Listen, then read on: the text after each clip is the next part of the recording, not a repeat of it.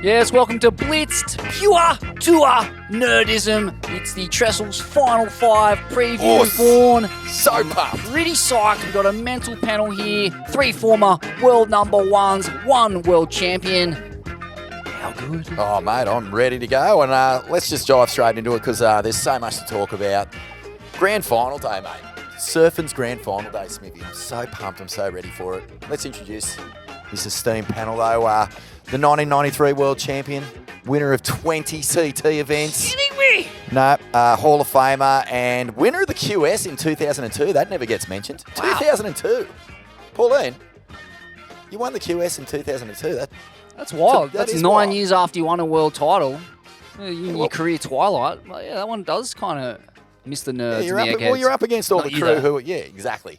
Anyway, statue in the works at Bondi. That's coming. It's coming along. But also, Smithy, probably the most, what do you call it, overqualified school bus driver in the history of the New South Wales public transport system, don't you reckon? Oh, yeah, absolutely. I understand she's cleared the back seat of all the bad, cool kids and just stashed her trophies there. To all Yeah, those that's little it. punks to scram. I'm a world champ, you bums.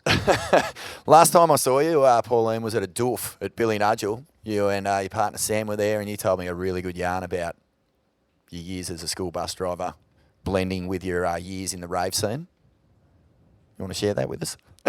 Yeah, it's really a pity because on tour you can be naughty and get away with it. And, just me being naughty as I normally am, I was at the Billy Nudgel and it was getting a bit hot, so I just decided to rip my top off. And As you do.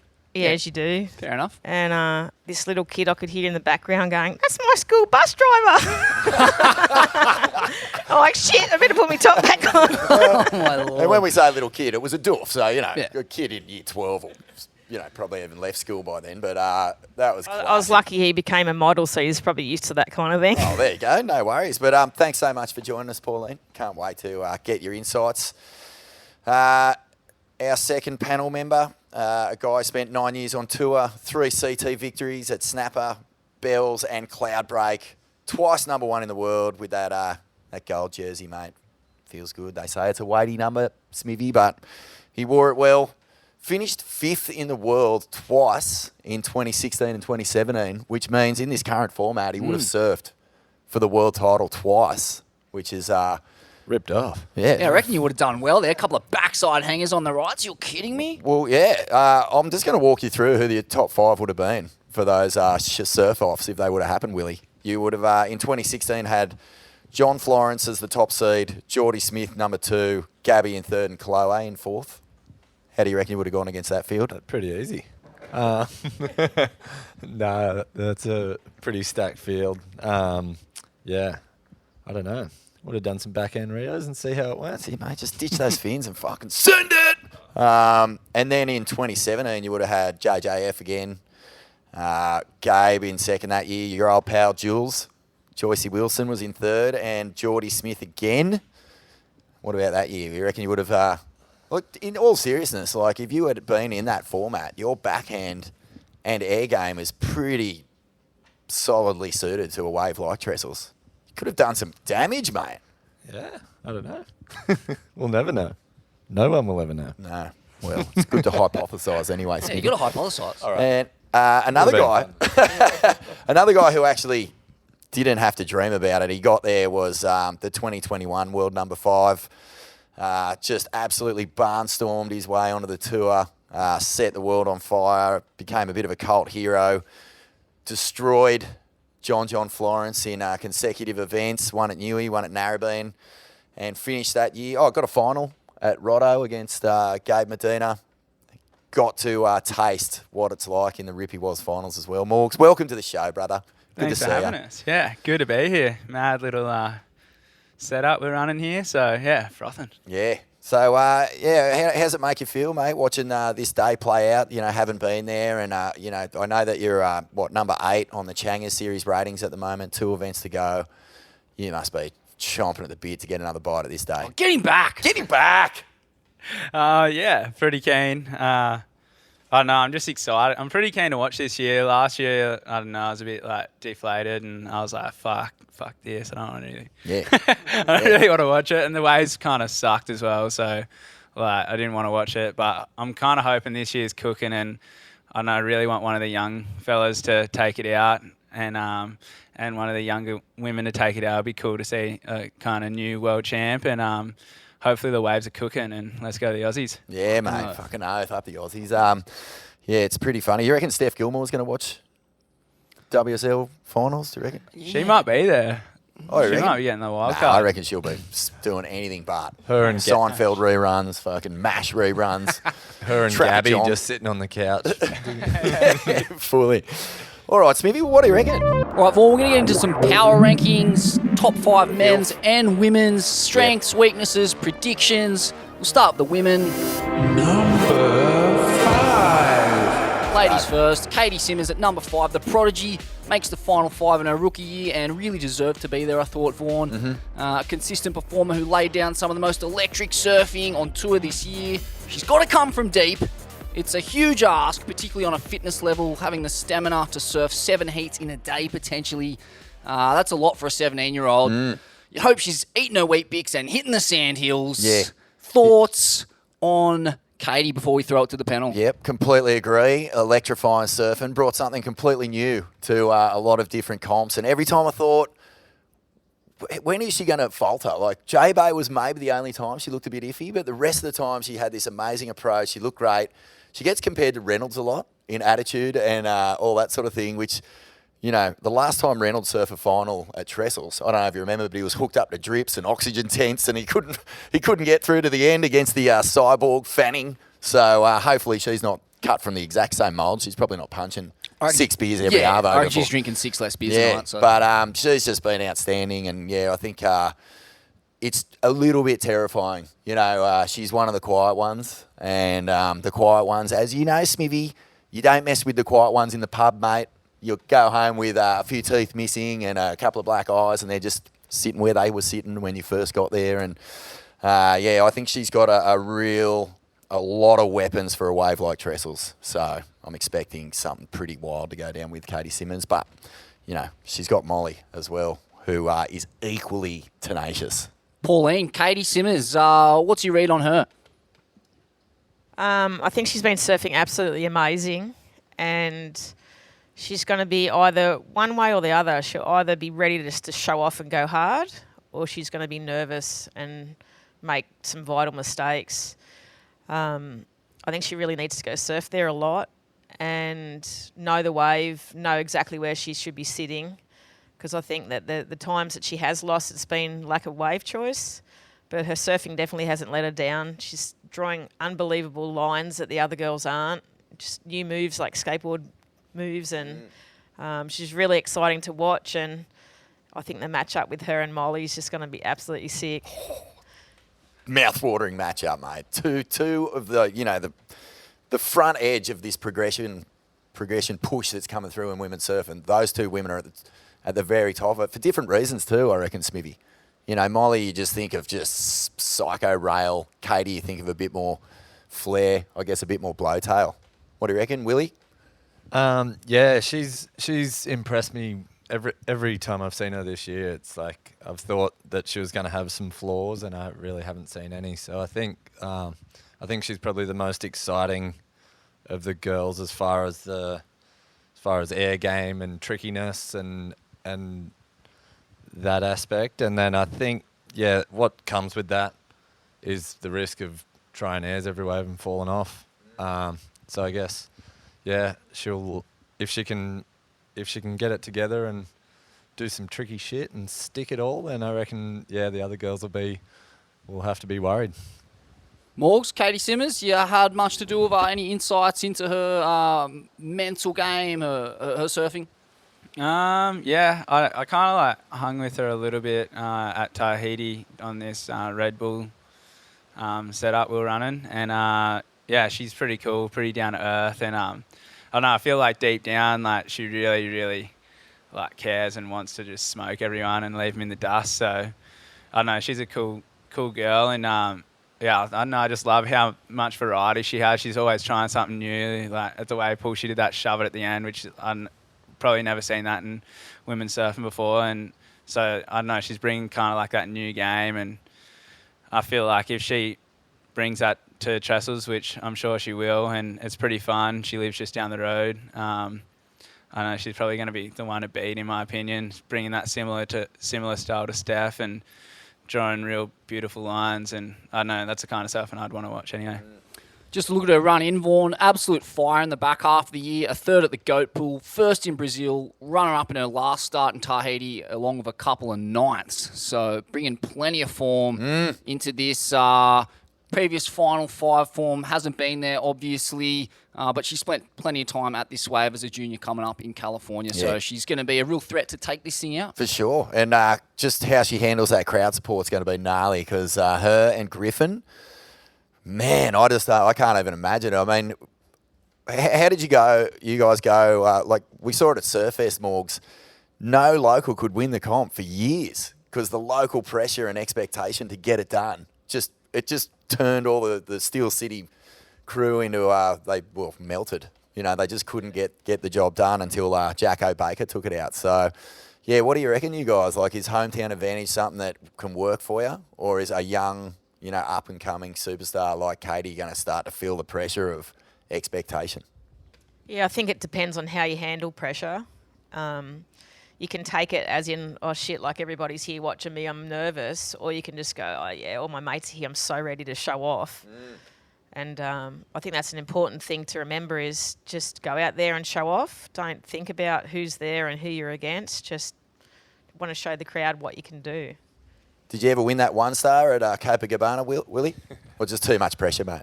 Too much pressure. all three of the old drunks were on the beach, and I just couldn't handle it. Oh, classic. All right, well, who's up next? Smivvy? Number 4. Molly Picklum. Yes, the pickle. Go The the Shelley pickle. Beach Super Grand. Grit merchant par excellence, really carrying the flag for the new school along with Katie. That explosive, radical approach, runs that kind of wider stance that characterises that modern brand of aerial surfing. Run in. Look, consistent but not setting the world on fire in the back half of the year. All fifths and 1 runner-up at J-Bay in her last 5 starts.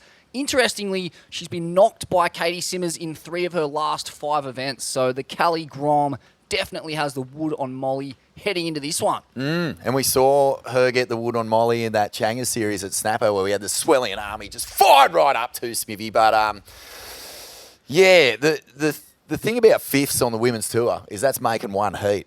That Molly sort of brought that up the other day when we were speaking to her, and that gets to you. Like, no doubt. Like, a run of, first-round knockouts is a pretty hard thing. But, to her credit, she bounced back at J-Bay, and I think that's desperately what she needed to start coming into this thing, feeling like she was on the come-up.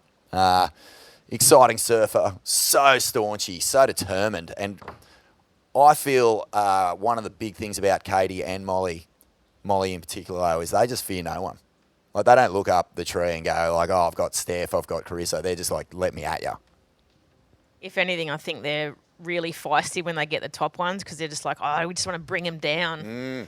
Absolutely. Yeah, I remember Steph actually saying, when she first met Molly, she was just like, who is this uppity, way too cocky chick? And it kind of it got under her skin a bit, right when they very first met. It was on a shoot in Hawaii or something like that. But what do you make of Molly, mate? She's from your neck of the woods and must be pretty good. She was saying that she feels like that area is just hanging for a world champ. Yeah, definitely. There's been, so many good surfers come from that area, but, not any world champs. So I think she's just so polished. Her she's got that new school flair like Katie, but then, just has a little bit more just feels a bit more mature, I think, in her surfing. So I reckon that first heat is going to be dangerous. They're going to go out all guns blazing, and whoever comes out of that heat will be so confident. So, I really hope Molly wins. I'd love to see her win the world title.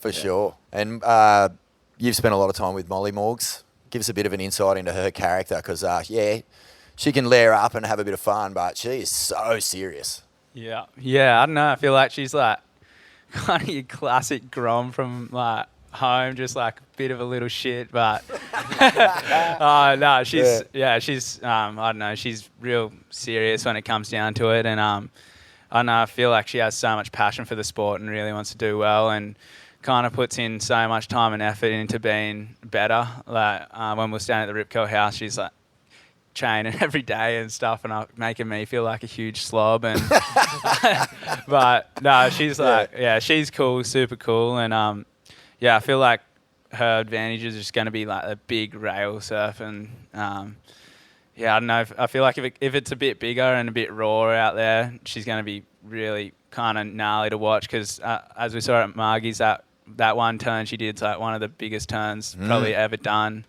and so. Yeah, I don't know. I feel like if it's raw or just a bit junky, she's going to be super hard to beat. Yeah. In terms of weaknesses, obviously, she's lost 3 out of the last 5 to Katie. Any thoughts on why that might be? No. Perfect. That's what we've got the experts in here for. Maybe just after losing that the first time, she's just lost a bit of confidence, so she just needs to build herself back up again. And not look at the past, just surf that heat. Yeah, I think having spoken to Jack Robbo, which we can talk about in a second. I spoke to Carissa earlier, and mate, the common thread with these surfers is like, don't be results driven. Don't look at your opposition. Just focus on your game. This is the kind of narrative coming out of the best surfers in the world at the moment, especially going into this top 5. So I think maybe the weakness for Molly is like keeping an eye on the opposition rather than herself, and just making sure she's focused. She did say in that interview the other day that that's what she's looking at. She's like, I'm only surfing against myself out there. So that's a pretty healthy mindset to have, I reckon. I feel like it could be like nearly a good thing kind of as well. Like maybe, she's definitely not underestimating Katie. She's going out there to smoke her, whereas Katie might be going, I got it the last 3 times, and I feel like that's in a disadvantage kind of like if you're going in there thinking like I'm gonna get this one, and then Molly's coming out here just going, you're mine. Who was your hoodoo surfers? Just you 3. Who were the surfer where you'd paddle out in the heat and maybe you had the next heat in your mind or whatever? Did you ever have anyone that you were just like, I cannot get past this fucking person? Yeah, probably Lisa. Oh, really? Yeah. How come? Because you're so bloody good. Should have been a lot of people's hoodoo surfers having Fully. what was it? 4 world titles in a row, back to back. Willie got an arch nemesis that you just couldn't get the wood on. Not an arch nemesis, but I had a weird thing with like Hater Alves. Oh, dude, I had a weird thing with Hater Alves. Fuck you, Hater, if you're watching. No, I just Great name. Hater beat gonna him, hate. and like out like cloudy, I like had a heat, started with an 8.5 or something, then he just got a 9.5 behind me, and like just every time I was just like got smoked by him. I'd have good heats and he'd still just smoke me. I'm like, fuck. That's what I mean. It's not always the gracious in winning, or what was he like outside of the heat? He was all right. Morgy. I can't remember really too many people, but as obvious ones, Gabby smoked me like every single time in that 2021 year. Yeah. But I don't know. I feel like it kind of made me realise what it's like to be on tour. Gabby just floating in the sky, and I'm just going, fuck, yeah, he deserves to win this. So, Get rid of that narrative, mate. He deserves to be punished by the Yamba / Newcastle nugget. Oh, Kenny Oath, mate. Get in there, mate. Give it to him all. Fair up you, Gabby. Fair up you. Number 3, Caroline Marks. Marksy, Marksy, brah. brah. Under the tutelage of former world title runner-up and goofy foot Luke Egan. He was a tour peer of yours, Pauline, back in the day. Her run-in, well, she's actually the informed surfer in the final 5. Last start winner at Chopes to go over 5th at J-Bay, a 3rd in Rio, a win in El Salvador, and a runner-up at the Goat Pool. So that's 2 wins, a runner-up, and a semi in her last 5 starts. Marksy, brah. On one. Kidding me. With her back to the wall and some trestles, rights. Watch out. Vaughan rinsed corn deadly. She's going to be going upside down. and going to be Big a time. real force to contend with. The only goof out of the whole 10 surfers in this event. And that point of difference, I don't reckon is going to be... I think it'll stand out. I think watching her just fully load up off the bottom like she does better than anyone and just crack that lip will make her surfing, you know, it'll give it a massive exclamation mark in the eyes of the judges. I reckon, yeah, her power game could be the real weapon in this one. And speaking with her as well, she seems so cool. She just seems so calm, man, and calm before the storm. What do you think of Caroline? Marksy, bruh. Oh, I think she's been surfing absolutely amazing the last few events, and like even in El Salvador when it was not that big of waves, pretty bumpy and everything, she was just whacking the shit out of the waves. And you know, when Trestles gets that nice long wall, look out! Like she's been surfing so powerful and fast, and she's really in form. And I feel like just the last few events, she's got so much more hunger. She's oozing confidence. Yeah. Yeah, I reckon if Here we it's go. like... Goof on goof. Let's see where this goes. I reckon backhand snap. Yeah, what would your strategy be if you were Marksy? Yeah, probably take off, backhand snap, backhand snap, backhand snap. I reckon Trestles is... If the swell's not clean, it's really tricky on your backhand. It sometimes like gets a little disconnect. And then the guys on their front side can get those speed floaters, and then it goes fat and you do a carve. And backhand, you don't get any points for doing cutties. So I think if it's like perfect connected trestles, she's going to be really hard to beat. And if it's that weird disconnected swell, then I reckon it might be tricky for her. But yeah, I always love seeing a good backside snap. Yeah, Louis was saying that you know, he's been trying to push Caroline into surfing harder. She never falls off, like in free surfs or in heats. It's so rare to see her blow. I could teach her how to do that. Yeah, oh, hey. There are plenty of coaches in this fucking panel all too. day. Yeah, but what do you reckon, Morgz? Like, you get to this finals day, how hard is it to just send it and like really properly back yourself and hit it as hard as you can? Because that fine line between having complete confidence and overcooking it, it's a tally-ho, mate. Yeah, well, I don't know. I guess, like, Trestles is a pretty slow wave as well, so you don't get too many opportunities and you kind of want to capitalise on them. So, I know you don't want to push too hard, and I feel like with her surfing, she's probably going to get the job done, like, with, like, 3 backside snaps, stick to her Wilko's program. But no, I think I feel like if it's a bit junky and whatnot, she could do well as well if it's a bit of a weird swell, because if it's a left, I know, no offense to any of the chicks on tour, but a lot of the backhands getting around on there aren't like that crazy, and Caroline's front side's pretty next level as well, so I feel like that could be a huge advantage for her. And also, yeah, She's looking so sharp, and all the rights that's been on tour this year, especially at J-Bay, she got that 9 point something, whatever. They don't drop 10s these days. I don't want to give way too many eskies.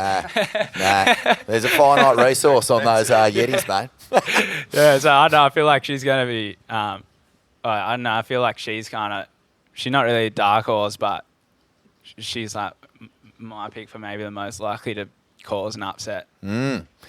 Yeah, and the front side, man, is well worth noting, because the odd left there, if she connects with it well, if the backside isn't there, like, she's explosive out of the lip, and she can throw like a big tail blow reverse, something like a little bit different on the front side, so worth pointing that out for sure. Yeah, especially, I don't know, the waves could be dog shit again for like the 15th event in a row for the WSL. How good would that be? Just a dog shit event to fucking crown the world champs.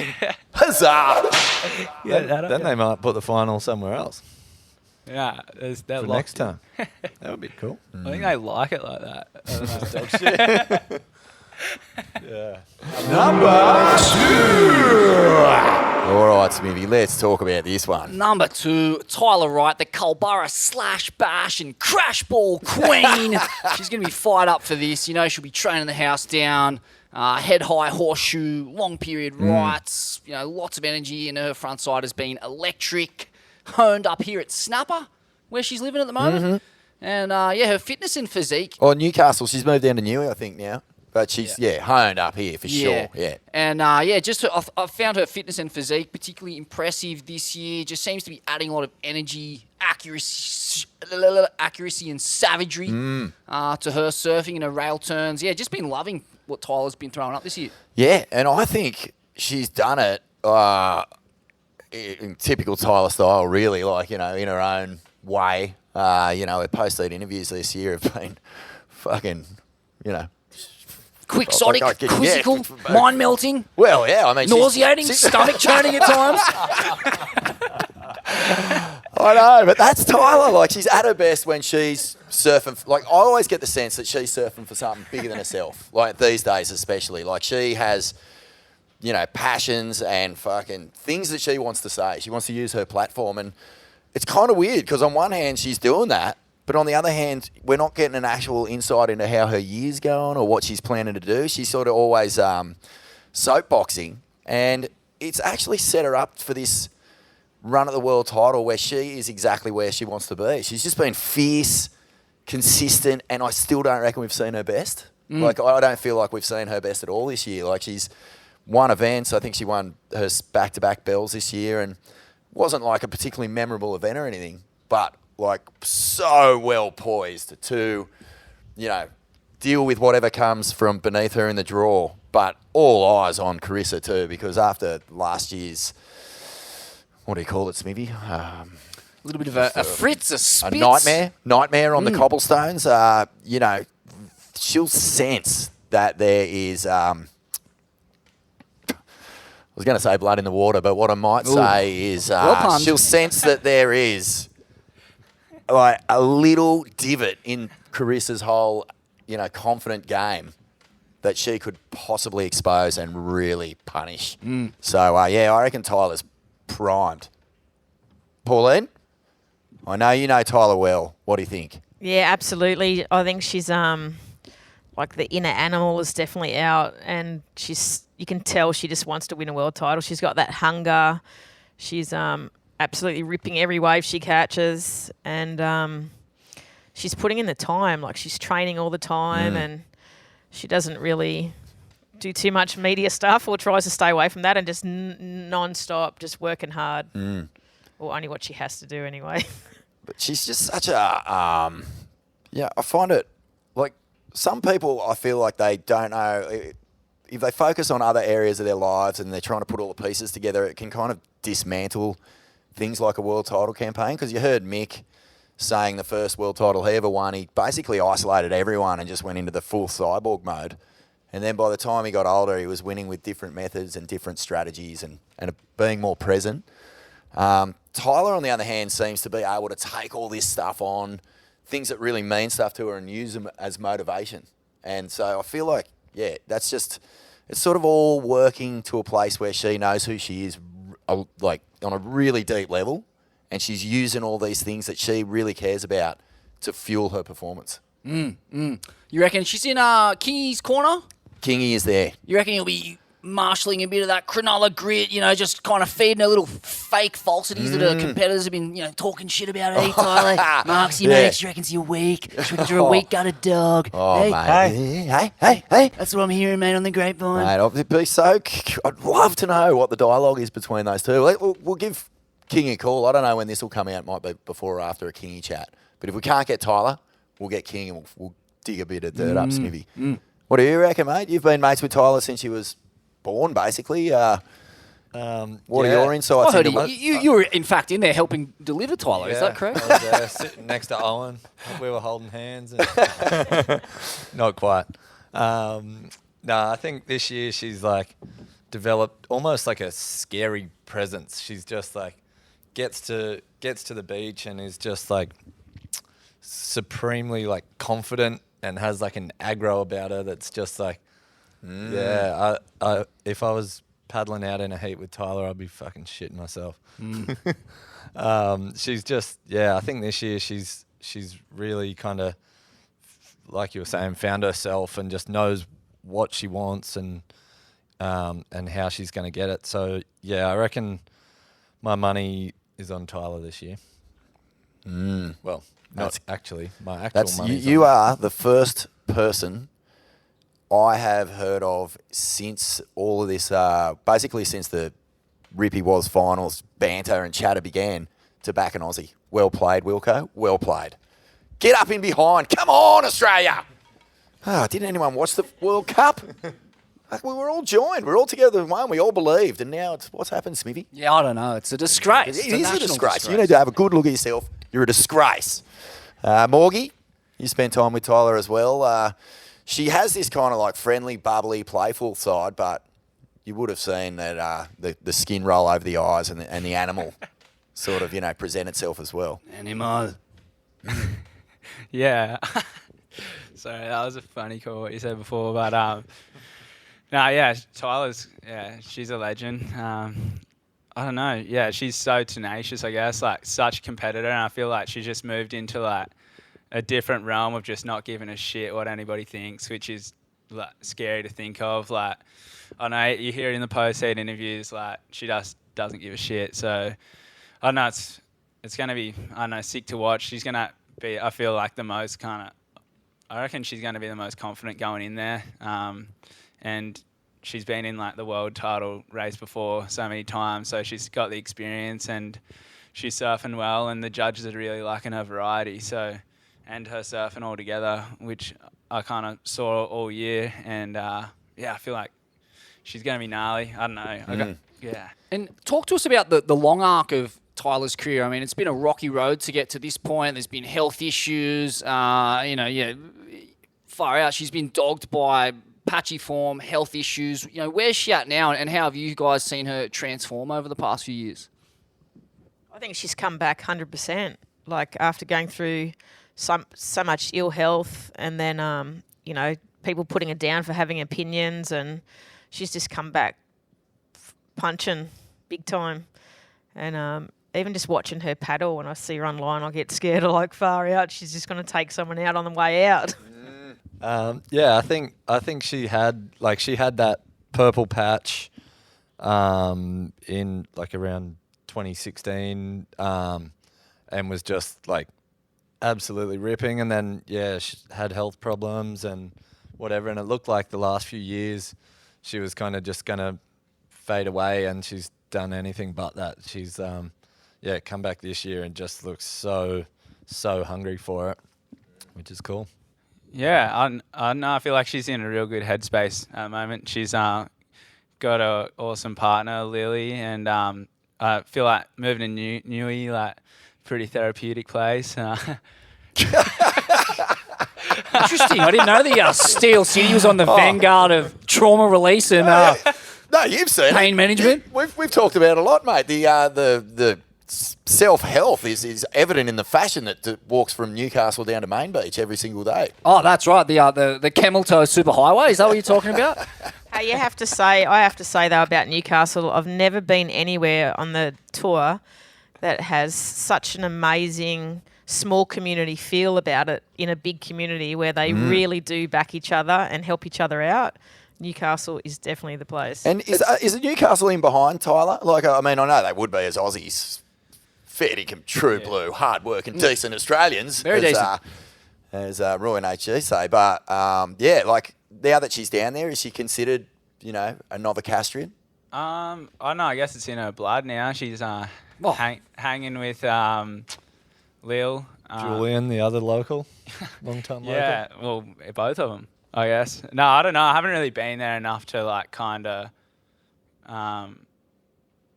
just know what's going on, but I'd assume so. Like, they're backing the Aussies 100% down there, and I don't know. I feel like the good thing about like her being down there is like nobody really gives a shit who you are. They just look at you as a human being, and like, so she just every time she goes to the beach or whatever, she's just going for a surf with a couple other lads and having a hell time. So yeah, I don't know. It's a pretty down to earth zone. It gives you a lot of perspective, doesn't it? A blue collar battler town like Newcastle. Now, you think you're doing it tough, Tyler? Have a look at Bob. He had his face melted off in an aluminium smelter. Julian lost his hair in a coal furnace. Like, you think you got problems? Have a look around. Yeah, I think she'll be chomping at the bit to have a crack at this format too, the Rippy Was finals, because as we know, there's 3 women who have like the last 13, 14, 15 world titles between them. And a lot of the time they don't surf against each other to get that win. So the opportunity for Tyler to step in the ring and actually like properly try and choke people out for the world title, face to face, mano a mano, woman on woman, it's going to be like something that I think she'll thrive on. Yeah, it's remarkable to note the world tour event winning pedigree amongst those top 2 versus the rest of the field. Something like, 28 CT victories between Carissa and Tyler up against 1, Katie 1, Molly 1. I think Caroline's won a handful. But yeah, there's some serious pedigree at the top end. A lot to get past. The run-in for Tyler, really solid back half of the year. 2 runner-ups, 2 semis in her last 5 results. But she's been knocked by Caroline twice and Katie once in those last 5. So, an interesting run-in. Plenty of form. It's a solid foundation to build off. It is. Yeah, I'm excited to see Tyler in this one.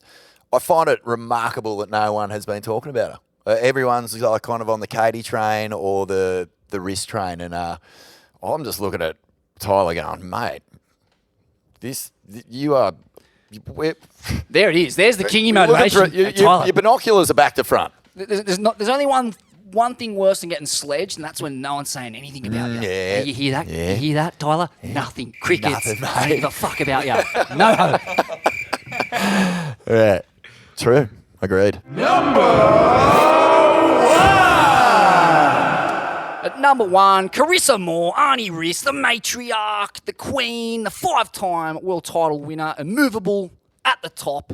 Yet again, her second final 5. It's actually her 3rd in succession. Yep. What will she have learned from last year's melt? Well, she told us. She said that, it's all about how you process it and move on from it. It's not necessarily that you're going to change. It's just how you react in those scenarios. So, she seems very, very comfortable with her year. She's been the most dominant surfer in women's surfing for 4 years. So, it's just the nightmare. Like, that's really like what it comes down to. And it's going to manifest in whoever she's up against, winning the first heat and then getting a strong start in the second. That's when we're going to see just how much last year hurt. Undoubtedly there will be moments in that 3-heat surf-off that don't go her way. The big question for Carissa is, can she hold off the yips? And I'll be interested to know from our panel, have you guys experienced the yips? Have you experienced that fear in a pressure heat? And, how do you shake that off? It's really hard. You don't know until the day, because sometimes just these nerves come from nowhere and then you feel it deep into your legs and you get the total jelly leg and you're like, why am I nervous today and not another time? So it's all trying to keep that calm process before you heat. And I don't know, I felt like just even looking at Carissa on the beach, she just looked so nervous and was barely breathing properly, you know what I mean? And she just the wheels were falling off right before her eyes, and I think she let it get to her. And I have a feeling this year it's going to be very different because she's been there and done that, and she knows she's got nothing to lose really, because after what happened last time, she might as well just go for it. And so, I guess that'll be the main thing, is controlling those nerves. Her surfing has been absolutely incredible all year. I think she well and truly deserves the world title in the position she's in, but as long as she can stop Tyler, because Tyler's she really is on fire. That's one of the big scary things, I think, in regards to what Pauline's saying there, Smithy, was like Steph's roll was terrifying. Like if you're sitting up the top of the tree and it just looked like a polar bear or a grizzly bear running at you, and you're just standing there with a stick, going, oh fuck, what am I going to do? And I think it just got into her. And I think if she's got the one thing that she can learn is like, don't look at the other person. Just focus on your game and that's it. It's one of the real disadvantages of surfing last and only surfing once, really, is that you have to sit there and watch a surfer, particularly if they're coming from deep, build momentum and just get up the most terrifying head of steam, and you're taking to the water fresh, haven't had your feet in the wax yet, and this chick has just surfed her way into rhythm, like, you know, let's be honest, only someone like Steph can do. So, you know, look, coughing it up to Steph, it's not a huge defeat in that kind of form that Steph was in. Whether, your Tylers, your Katies, your Mollys, your Marksy Bras can manage that kind of momentum and put that kind of fear into Carissa, I don't think so. I think she'll be a lot more composed and feel a lot more confident. Yeah, but we'll know when her back's against the wall if that scenario starts to play out. But before we go to the panel, interesting just to note her run in. She got all her work done in the first half of the year with 3 event wins. So that was Pipe, Morgz, and the Goat Pool. And since then, it's been all semi-finals and a quarter. So not the ideal run in. She's not the form surfer coming into this Final 5 showdown. Hasn't tasted an event victory since May. Although, you know, she's only got to win 3 heats, doesn't she? So, she'll be backing herself against all comers. But, yeah, she's got a bit of work to do to get herself into a confident head frame and generate a bit of momentum. Willie, you know what it's like to be number one and having the field chase you. Carissa, like on the back of what you saw last year and the form that she's been in this year, clearly she was able to process it and use it to build another entire world title campaign, which is impressive in itself. But what's the challenge now? Like, you know, how do you see her role leading into this and what would work for her based on your experience of being chased down and absolutely humiliated by the rest of the field? Thanks. Love you, mate. I think it will be like a big head game for her. Just watching the girls coming up, seeing those heats, and if the waves are pumping, and there's some big high scoring heats, I reckon she will get a bit nervous, and it'll come down to like starting a heat with a good one, rather than I feel like if you go out and you're like telling yourself it's going to be good, you go through all your process and whatever, and then you fuck up your first wave, then I reckon that'll eat her up. Like, I think it'll come down to the start of the first heat, and if she gets a good first one, I reckon she'll be really hard to beat. And then I reckon if she stumbles at the start, it might get a bit scary for her. You wonder if she had a choice in the matter whether she'd opt to surf in Tyler's place, you know, instead of that last place, and just get her feet in the wax a bit earlier, remove some of that expectation and pressure, because the world is going to be watching for that chink in her armour, that glitch. For sure. And she knows they're watching. And once it sets in, I mean, we've seen the best in the world cave into the yips. Lest we forget Greg Norman's run at the Masters all those years ago. But Ian Baker Finch, there's a few that golf's kind of the home of the yips, isn't it? It is. But you know, this panel, like Pauline was telling me just before we came in here, Smithy, that she lost the world title in the last 30 seconds of the year once. Like, I mean, you were able to use that to your advantage and win a world title after that. Like, clearly Carissa has been to the top of this tree so many times. She's the most winning. Like, her and Felipe have closed out more finals than all their opposition put together. So they know how to do it. Yeah, what was your experience of that like? Like, how actually deeply wounding was it, and did it manifest itself later in your career when you were going for these world titles? It hurts, and it takes months to get over. I remember just being devastated for so long, and then just to find that strength to build yourself back up. You know, like I look at Carissa, and when you say she's won 5 world titles, you know, I look at her surfing and think she just deserved a lot more world titles, but because of the way they've changed the format, you know, I'm sure that's chewing at her as well. So, you know, if I was her, I probably wouldn't be down there watching the event the whole day. I'd come down just like, you know, 40 minutes before before your heat, so you could watch it long enough to know what the waves are going to be like without all that tiring hype around you all day long. Yeah. Something they could experiment with in the future, the WSL. I mean, if you finish the season that far ahead on points, maybe you do get the choice of where you want to surf in the day. I mean, it seems counterintuitive for the world number one to surf earlier in the day and be at a disadvantage. But ultimately, when it comes to surfing, you'd rather be in the water and working your way into a bit of rhythm as opposed to having to, like you said, Pauline, sit there and absorb that pressure and hype and watch someone else catch fire. Oh, that is awful. Or like some other advantage. So you get to choose which board your opponent rides, or you get to wax their board up. I'll go with the which way you put their Jeff fins in. McCoy laser zap.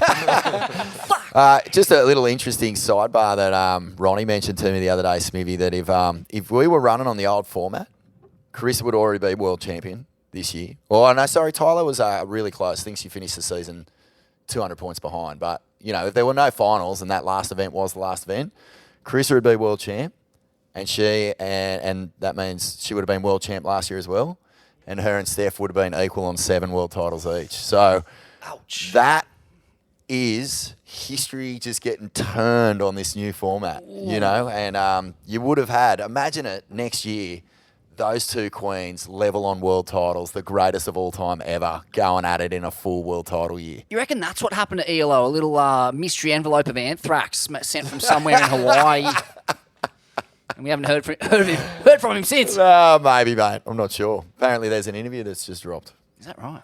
But stay tuned. Stay tuned for that one. Yeah. Morgz? Oh, what about Rossi's role in this, mate? Like, you're really, really close with Mitchell Ross. He's in Rissa's corner.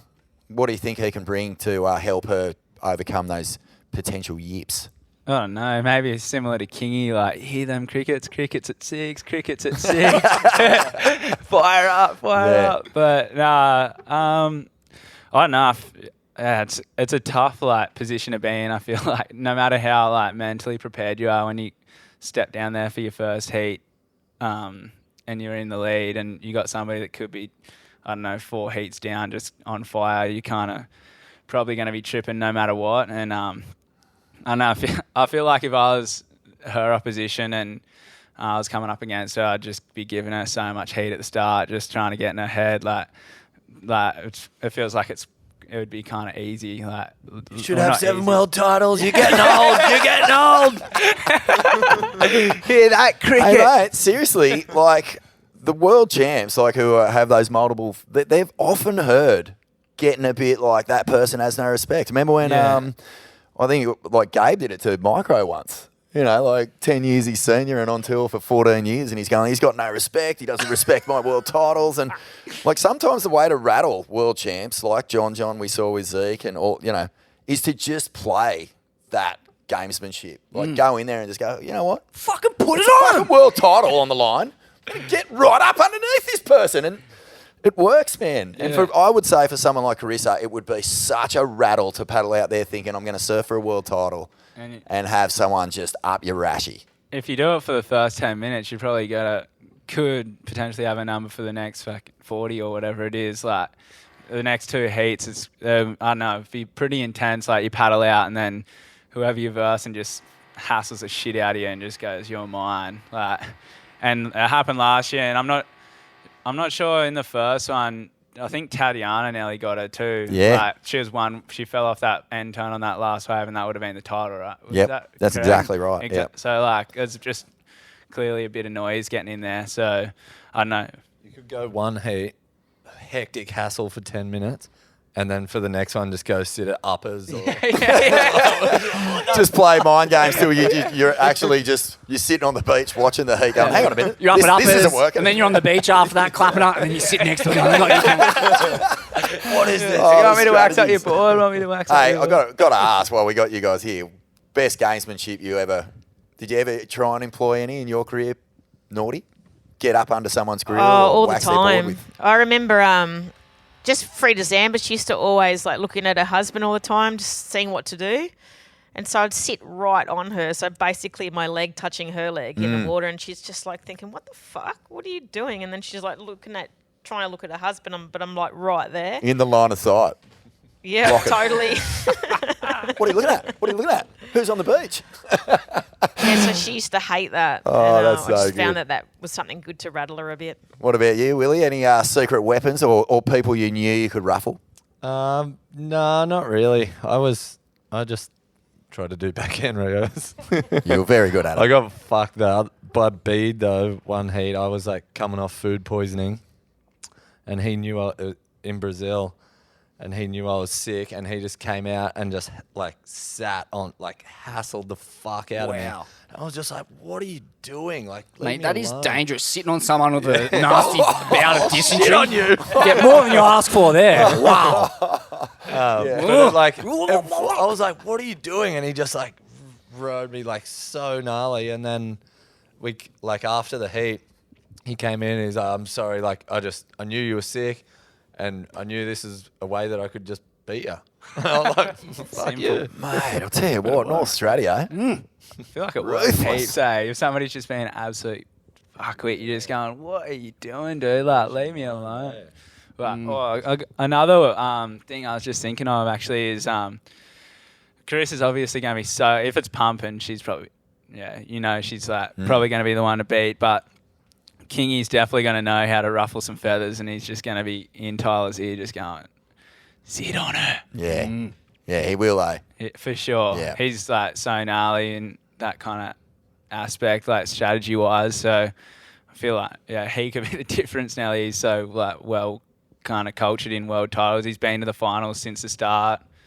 But Yeah, interesting. true. I mean, all the coaches, every single competitor in the women's Rippy Was finals has an Aussie coach, and they're all rippers, mate. They all Grit shred. merchants. Yeah, grit Rossi's merchants. front side, signature Jesus, pizza sick. slice. Yeah. Pizza toss. He's unbelievable. But far out. That's cool. That's cool. Yeah. On to the man. Let's go on to the man. You guys ready for that? On to the man. Number 5. Number 5, Jack Robinson, the dark horse, the Rain Man, coming from deep. The cup is overflowing with self-belief after that clash of the Titans at Chopes, getting the job done over his training partner, top 5 rival, and his coach's son, Yago Dora, followed by Medina in the final. That was a win that decided the final 5 spot. He's got nerves of steel, Pure Prince steel. Torn, and a talent with still untapped potential, in my opinion. I kind of get the feeling we still haven't seen the best from him, and he's got more to offer us. It kind of reminds me of a mix between the Irons brothers and Dane Reynolds, with a little sprinkling of Marzo, just the kind of new angles and new lines he's able to conjure on the fly in a Rashi. Spoke to him this morning, and in that typical, he's in that scary frame of mind. His competitors will be really worried about Jack because he's in a very happy, positive place compared to last year, where he was a little bit burnt out, a little bit worn out, and it's all about just getting the best out of himself, and who he's surfing against is irrelevant at this point. So that's a scary headspace when he's able to fully get into that present moment, that flow state. He looks like no other surfer or athlete I can really remember when he strikes that sweet spot of focus and drive. He's just a different species. So he's in good form. He's kind of the X factor, the joker in the pack in ways. And the run in, pretty awful back half of the year, plagued by injury. The knee at Bells being the major one, but then there was rumours of another injury in there too, a second injury. So he had 3 17ths, a 5th, and then a 1st at Chopes. On paper, you'd say no chance, but there's no way I can rule this guy out. He's a wizard, and the one guy in the field where, you feel like he's still got more to show us. Oh, 100%. I couldn't agree more that he's got more to show us, because the surf on tour, since he's been competing, has not been to the standard that he truly excels in. Think of Jack Robbo and you're going, just give me Pipeline, give me Chopes, give me. We got to see him at flawless J-Bay against Ethan, and that was the closest thing we saw to real waves of truth on tour. And he has been nothing short of mind-bogglingly impressive, mate. I'm with you. I think he's actually built momentum nicely out of that sort of period of injury. He had a couple of other personal things going on. He found out he was going to be a dad, and all these sorts of things are going to sort of affect your sense of being when you're a cosmic traveller like Robbo. But he's built beautifully. He's back in that winning frame of mind, and I really feel like he could do it. I feel like he could go all the way. In fact, the dream heat that I want to see, which we'll talk about later, is him and Ethan, because as Australian, that's what I want to see the most. But yeah, he is so impressive, man, and gosh, I don't know. What do you make of Robbo, Pauline? I just feel sorry for him that he had an injury this year because he was so on fire at the beginning. Wasn't he? Oh. Just to see him come back still so strong, and he's just got something really special about his mindset. He just totally believes like no other, definitely, and it just shows in his surfing. He just every heat he just surfs so confidently and just makes it look easy, and seeing him come back and seeing him win Tahiti, I feel like it's just the start, and like he's definitely going to be very scary at trestles. Absolutely. What do you make of him? The Vortex Shaman, Willie? Yeah, I feel like if he gets in his little zone and just fucking hovers his way through to the final, nah, he's so deadly. He's obviously his strengths are big tubes, but then he's shown that he can match anyone with the calves. Got sick punts. Got it does draw a lot of different lines. So I think if he gets like a good lead up to it and is feeling good, he's definitely deadly out there on those rights. Like he can mix up mid-wave punt. I think he's pretty good. His faith in himself, and his confidence in his mindset to keep believing when there's literally 13 seconds on the clock is almost without peer. Medina is really the only guy I can think of who has that sort of mental aptitude of just rock solid impenetrability. That self-assuredness is on another level. And, I mean, we saw it at the Chopes event. There was so much on the line, so much pressure. It was such an unlikely result for him to pull off given his run of form, and he just iced it. And, when he won, there was no great show of emotion. It was as if, he's like, why are you surprised? I believed. Why, you didn't believe? He's a rare being, eh? Yeah. He's a rare bird, Jacko. So, we'll see what he's capable of. He does seem like he's building just an absolute head of steam, and he's kind of in that position that Steph was in last year where, he has that ability to get on insane rolls. We know as well, the stamina, the fitness thing's not going to bother him. We know he surfs for 6 and 8 hours at a time with a sip of water and a cup of bean. He paddles into wee too, right? He doesn't like weeing in his wetsuit. That's something I heard just once. Holds on to the leader. Yeah, he doesn't believe in it. Extra ballast. Yeah, I was thinking it might have more to do with just keeping the energy of the ocean nice and pure around him. That's why paddling out with one of those crook guts, a la Wilko on the beat. You just lose energy could all be the over way the to go. place. Yeah. You're surfing the box solo and you're just going, I don't really want to piss out here. Into the shore. That might be a way to get into his head, though, if you go up and just drop a little aqua in next to it. We're getting heaps of people's heads, I reckon. Morgz, you must be so impressed by the strength of his mental game. Yeah, it's crazy. And I know, I'll just touch on I was speaking to somebody, I forget who it was, could have been Rossi, I don't know. And we were talking about the Final Five, and I personally, I don't froth it. But I think the really cool thing is with Jack's injury in there, if he didn't get injured, probably would have maybe won Morgz like he did the year before and then come in healthy into El Salve and the wave pool. He'd probably be sitting on top of the rankings, seeing he's not too far behind right now anyway. So I think that's cool that he gets another shot at winning the title, even though he probably could have if everything went his way this year. So I think that's cool, and I know his mental game's skits. I think getting in there with Leandro has helped a lot. He's such a cool guy, and I don't know. I feel he's just tapped. Some of the stuff he's doing, tapping into a new realm. Feel like him and Griff have touching into that similar setup and doing crazy breathing before heats. You just kind of like chips you out a little bit.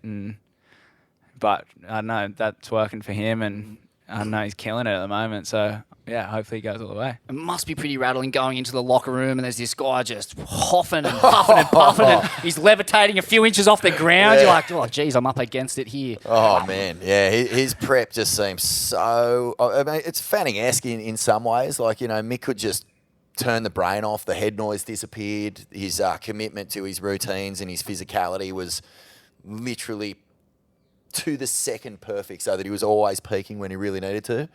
And it feels like Jack has that with a little bit more of a spiritual tilt. Like there's some other force that he is genuinely going, you know, tapping into when he is doing all the pre-stuff. Smithy's psilocybin. Or the maestro of microdosing. It's not out of the question. I mean, I did check the WADA or the USADA guidelines, Nothing? and it's not on the list. Oh. So tap in if you're listening, Robbo. But, I mean... Full respect and plaudits to his support crew. Yep. Leandro Dora, as you met, a guy we've had on the show, you know, and he has that real purity, that intensity to him, that honesty, Leandro, and you know that really gels with Jack. You know, he's got just wall-to-wall call lords in his crew. Leandro, Bammy, an old Q warrior. He's been there. He's done all the bad shit. He's done all the good shit. Yeah. And then, obviously, his wife, Julia, you know, she's been really involved in Jack's performances in career in a way that you kind of don't see that often, with the partners being like she's basically his corner man or corner woman. Yeah. And speaking to him this morning, you know, she's pregnant.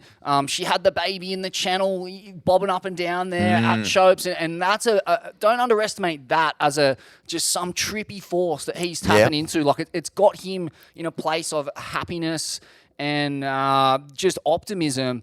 That's just, man, it screams world title to me. He's obviously got to come from really deep to pull it. Mm-hmm. But, man, if anyone can do it, it's him. And I'd be, he's my value bet for sure. Awesome. Yeah, the last sort of partnership that rings a bell on the same level is Monica Parkinson and Joel. Like, they seem to just constantly be... Like, whatever she was bringing to his world title campaigns was absolutely massive and probably not really discussed a whole lot. But he was very generous about saying, you know, like, this is huge. There was a photo of Parko in that 2009 year, which we'll flick up for the YouTube, but it's a shot with Joel when he'd lost 3 in a row and Mick had won 3 in a row. And it's just Monica cradling his head in this sort of competitors area at Mundaka, and you just go, wow, like, there's that support when the times are good, but when it's like diabolically bad, far out, that can be such a strength. And you just know that Julia's been in that little flat period through this year, the same sort of reassuring presence for Robbo. I thought you were going to say Lane and Ken Bradshaw of the walkie-talkies there. Very, very good. Julia doesn't need a walkie-talkie. She just screams like a banshee, and Jack was saying that gives him energy. So, yeah, that's, I mean, how cool is that? Like, that is cool. Having a wife who's just dead set, belting it out, like, take his fucking head off! The real test is next year when he's got a baby crying, not getting any sleep, and then he'll be fucked. your fucking head off. Fall off tour.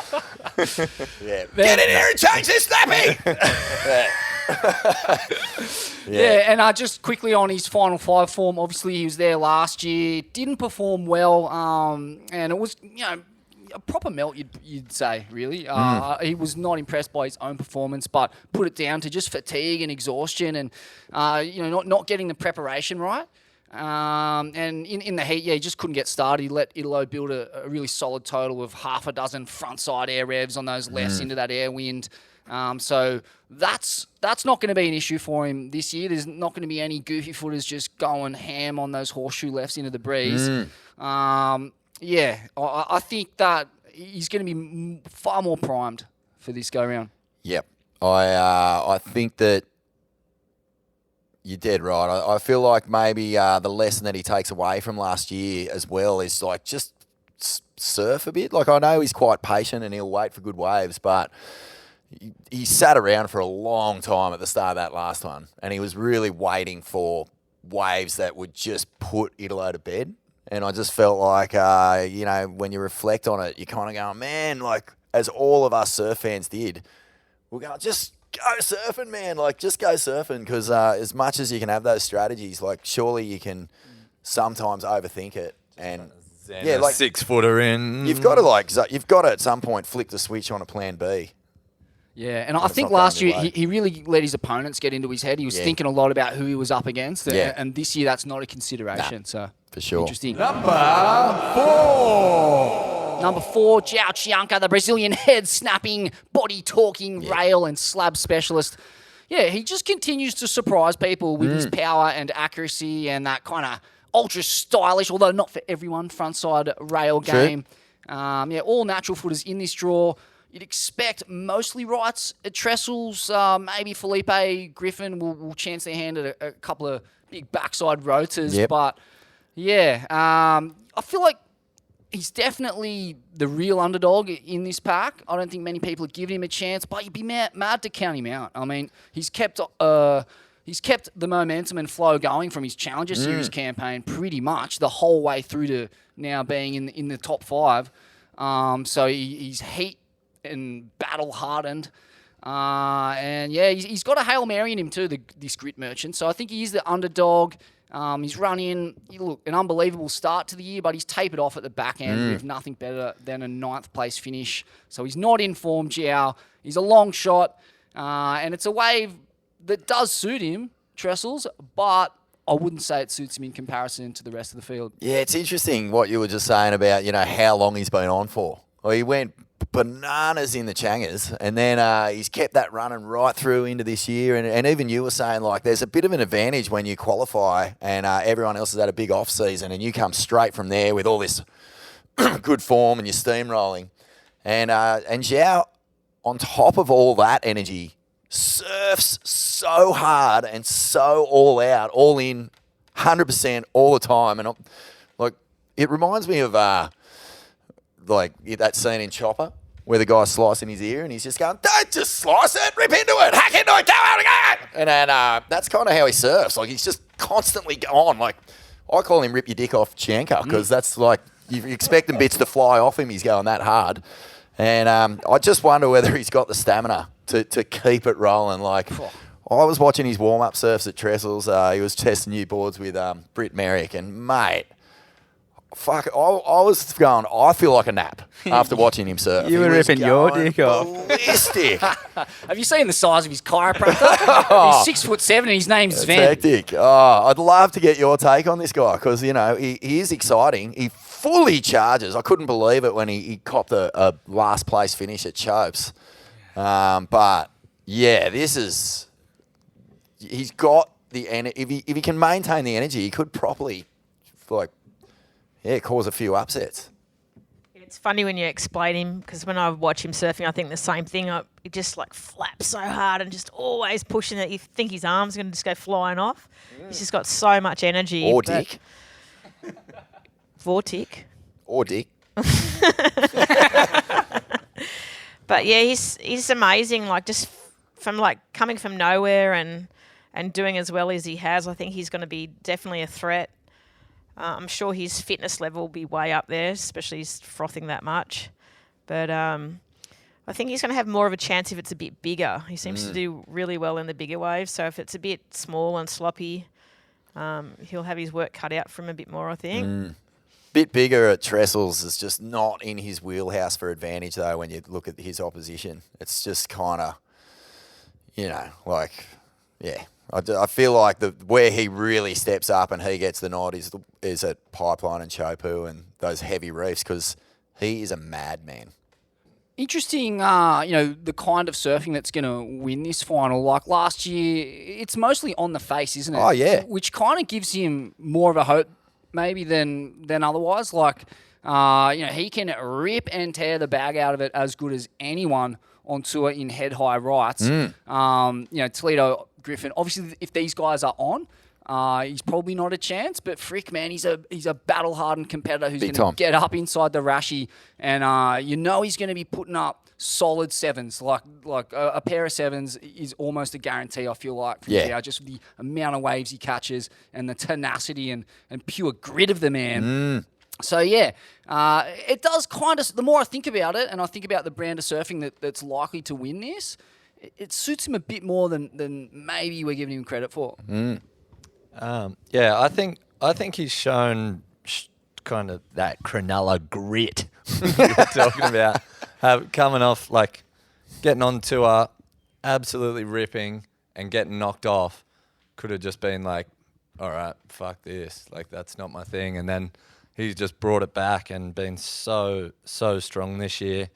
But yeah, like his surfing does suit it, but in saying that, the 3 guys ahead of him are the 3 best guys on head-high right-handers in the world. There's no real denying that. So it's like him and Jack Robbo, like if it was at Chopes, they'd be the favourites.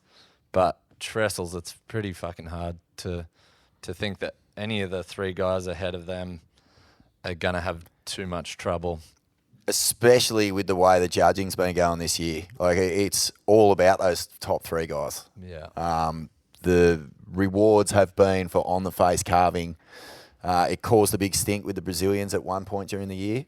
But other than a couple of little sort of, I would call them reactionary kind of baubles, where, you know, Yago gets a near-perfect score for a backside air at J-Bay, which... Weird. Like scratching your head over that one a bit. But, yeah, you're right. It does seem like the top 3 are the guys who have been judged for the best on the face surfing all year. What do you make of Zhao, Morgy? Yeah, he's a true grit merchant, as Smithy was saying. I feel like he's just improved so much and he puts in so much effort. And I know, I agree, like him and Jack, like if it was going apart, like, everybody else would just be going, fuck, we're toast here. And I feel like him and Jack would both just really wish that the tour was back 6 years ago and they're going to Cloudy, Pipe and Chopes and then all the in-between, like France and whatnot. But, yeah, I don't know. Like, he's so gnarly and he's going to be ripping. I feel like I'm with you. He's going to, if it's small and a bit jumbled up, he's going to be pretty gnarly just because he's going to be working into his waves and getting it done, like proper, getting it done, showing some grit out there. So that'll be good to see. Number 3, we've got Ethan Ewing, the style master, the man with the magical biomechanics. I mean, if you could dream up a slice and dice signature rail game to be your own across the entire history of surfing, I'm going with you. Yeah, it's current, it's AI, it's Fanning 2.0, mesmerising stuff, but he's carrying a serious back injury, although there's kind of some conjecture about the severity of it. I mean, I don't know too much about an L3 and an L4 fracture of the vertebrae, but judging by some of the surfing that's just dropped, it's not bothering him too much. No, we just got a text as we sat down. Actually, the crew came in and they'd already seen the post, and then we sit down to record this, and Parko message comes up, 2012 World Champ. See the wave of Ethan at lowers this morning. WTF? Ripping! Yeah, it's kind of just classic Ewing, isn't it? Like, we know nothing about the guy. He rarely sort of opens up in any sort of, I don't know, vulnerable way in terms of, his life, who he is, what he gets up to, anything like that. And this injury goes down, and it's just like batten down the hatches. Not a single leak. Nothing came out. And I was talking to crew at Billabong going, hey, give us a heads up. Like, what's the deal here? And they were going, mate, we got no idea. We really don't know. But I'm sure the people who needed to know knew what was going on. And fair enough, we see this clip drop this morning, and oh man, the fractured back has done some remarkable fusing in the last couple of weeks, three weeks or so. Smithy. Yeah, it's impressive. What do you make of Ethan's return to form from this injury? Do you have any insights into the nature of his injury? I don't know if you guys have had any serious back injuries or even known someone who has, but yeah, it seems like, given the brand of surfing that's going to be required to win this event, that he should be a rank outsider. Man, that spine is going to get squeezed and tweaked and torqued in every kind of direction. Pauline, thoughts? Naughty gave him some health tips. Might even be responsible for the miraculous healing. Well, that's right. And you've actually, surfed your way to a world title battling crippling arthritis. You know what it's like to surf in pain. What is that experience like?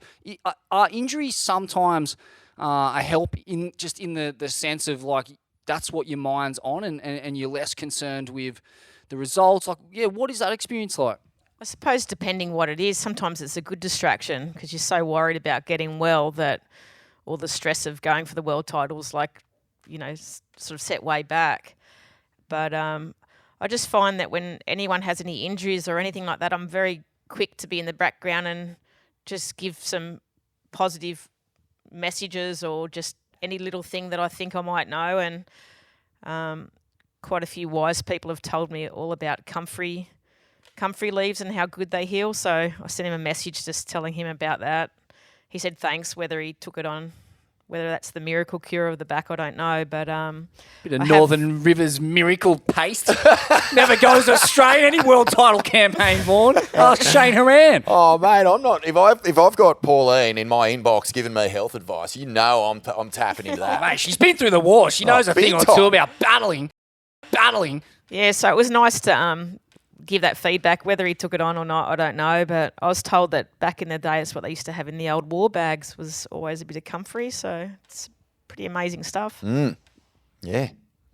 I'm backing that big time. So just before they went over the trenches, they rubbed a bit around their neck and face and... Yeah, well, I think that's one hand on the trophy if he brings it home, Pauline. For you, I'm backing these the North Coast Miracle Paste. She's going to be drinking out of that thing at the next nudge, wink, wink, topless on the dais. Kidding me? Oh, how good. Willie, Ethan. Yeah, I'm a fucking huge Ethan fan. I guess everyone is, but yeah, I do think.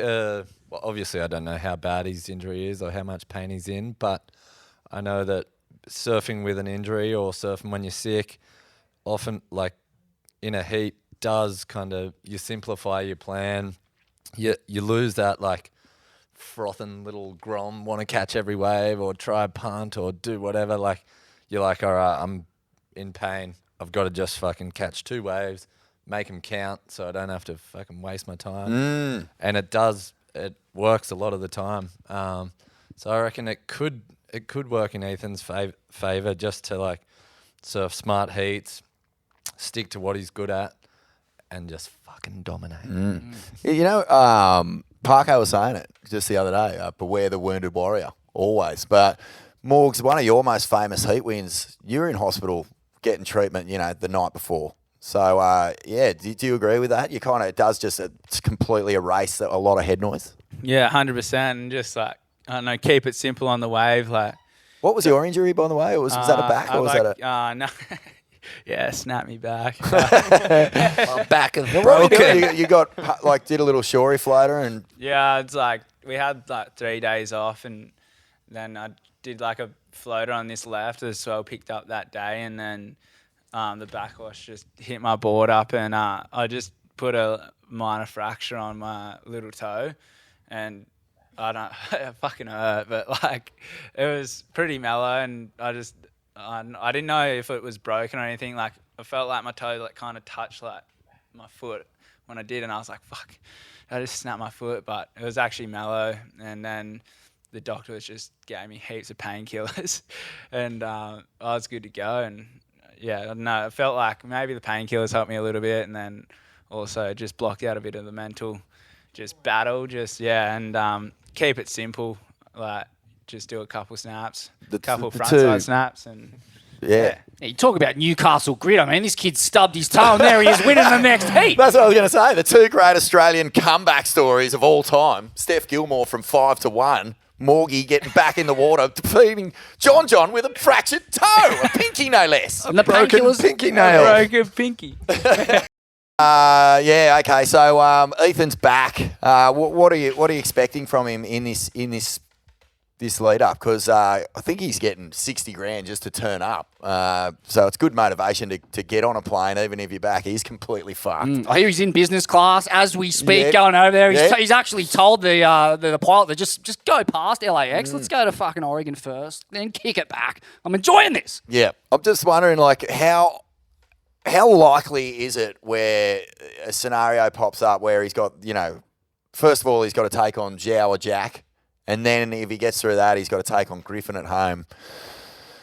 Far out, man. I mean, it is a pretty stacked field. And like, is there a point where if it's not being simplified and you're not sticking to your game, where that injury starts to throb on you, where you're starting to feel it sort of mid-heat if it's not going your way? Like when Cal beat Gabby at Brazil, he was going, fuck, he's busted.